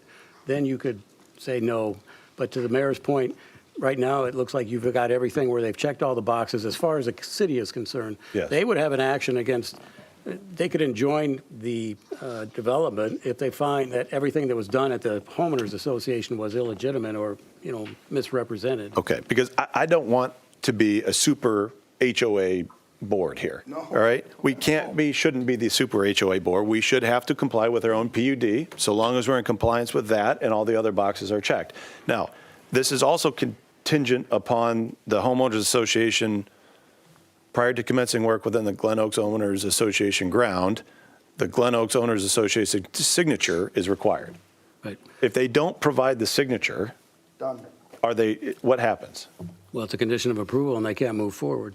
Okay, so it's still, even tonight, if it's approved, still in the hands of the Glen Oaks Owners Association. Right. And so the only issue then was, do you believe that that's an actual representation of the Glen Oaks Homeowners Association, that person signing had the How can we authority? prove otherwise? How can we prove otherwise? No, but I'm not asking you to do that. I'm Right, just I know, saying I that know, I that when know. they bring I'm that just- forward, you presume that that's the only issue that would exist. Just for a point of clarity about the PUD, there are homes in Glen Oaks that have flat rows and common, single slope rows that are already been approved and built. So I can't imagine that we're violating any sort of the PUD based upon the fact that they've already been allowed multiple times. Thank you, Jamie. But again, if they impose that requirement and you went and violated that requirement, that's an internal issue between the homeowners association and the developer. Lynn, you'd come up here and then kind of step.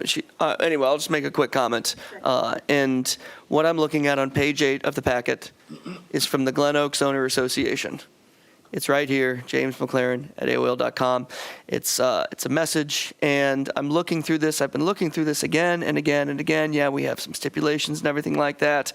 But per Dick's comment, I mean, this appears to be an approval from the Glen Oaks Owners Association. So, and I hear absolutely what everybody's saying, like, when are the minutes? But here we have the leader of the Glen Oaks Homeowner Association sending a letter that says, we approve this. And I can't speak to the internal workings, I really can't.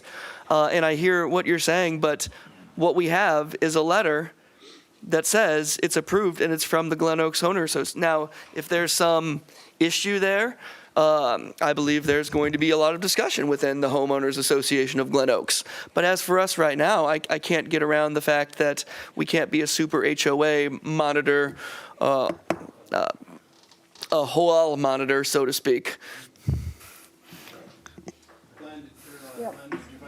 I don't know if this will read or not. I had to go back to the PUD ordinance. This would be parcel M in the PUD. And is this showing up at all? Okay. There it is, yep. It is, finally. You're on D and, let's see, architecture. Architecture. This is the section for parcel M, which is Jamie's project. So it's accomplished in a manner compatible with the adjoining residential uses in the neighborhood through the use of building materials and colors and design details. So that doesn't say anything about roofs. So what does that mean to you, Lynn? To the extent that it's incompatible with those things, then we could vote this down. Your design details is what you would have to hang your hat on, of saying this is a flat roof, those are pitched roofs. That would be where I would have, the only spot I can go with. But that doesn't address, well, maybe design details would be roofs. I don't know. Yeah, I mean, and unfortunately, that's what staff works with, is this general language that we're asked to say, okay, does it comply or not? So we looked at it, again, we would rest largely on the HOA to say, no, this is not a design that we're comfortable having in the development. We'd start there. Beyond that, what I can tell you is, in order to meet the design of what they're trying to do with rooftop patios, you can't put a pitched roof. So if we're going to go down that path, we are telling them how to live in their unit is really what it amounted to. So we worked with them. I know we went back and forth on architecture quite a bit, more from materials, more on how we're using them, how they're turning corners with them, how they're breaking up facades. We probably did not say that you have to have a pitched roof in here. Well, I think one thing is clear tonight, and that is that the HOA, the Glen Oaks Owners Association, the Architectural Review Committee, if what they did is not above board and they did something wrong, they really did all of us wrong in here tonight. We've spent, I don't know how long now on this issue. I feel for all of you guys, we all do. But we have got to judge things based on the criteria that we set out for the developer to meet. And we've got to rely on your processes and procedures, and that what we're seeing, this sign-off by your Glen Oaks Owners Association president, that he has the right, you have given him the right to sign off on these documents, that what he is signing off on is valid, and that he's signing off that this is approved by the board. He has the ability to do it. And you can shake your head all you want, but the person that you have to take this up with is that individual, and this homeowners association, this Glen Oaks Owners Association, whatever it's called, that is what you have to do, is take it up with them. Because I don't think we have any way of looking at this and saying this is not legitimate. It's his signature. Heck, to be honest with you, we have no idea what his signature looks like. We're assuming it's his. But there's somebody signed off, and it's Jim McLernan on this. And any issue that you guys have is with them. We don't have the jurisdiction. By all of our standards, he's met every requirement. We've had multiple meetings. This has gone on for 3 years, a year. Happens, I know, at least since December. So I don't know. I'm at a loss. We want to be fair to you. We want to be fair to you. And I don't have a vote. This is good when you don't have a vote. Well, and the HOA still has to do something. Yes. The HOA has to sign off, so you have additional protection there. So if the HOA signs off on this, I don't know what to tell you. But they have yet again another ability to stop it, and if that doesn't happen, I don't know what to tell you. So I think we need to vote at this point in time. Okay, please vote.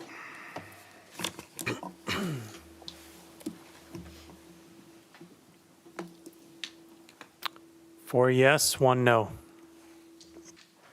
Okay, Lord, I don't even know where we are at this point. Okay, that's it. Item 8, receive, file, and refer. There are no items to receive, file, or refer. Item 9, other matters. Are there any other matters that any council would like to bring up at this point in time? Okay, hearing none, we stand adjourned.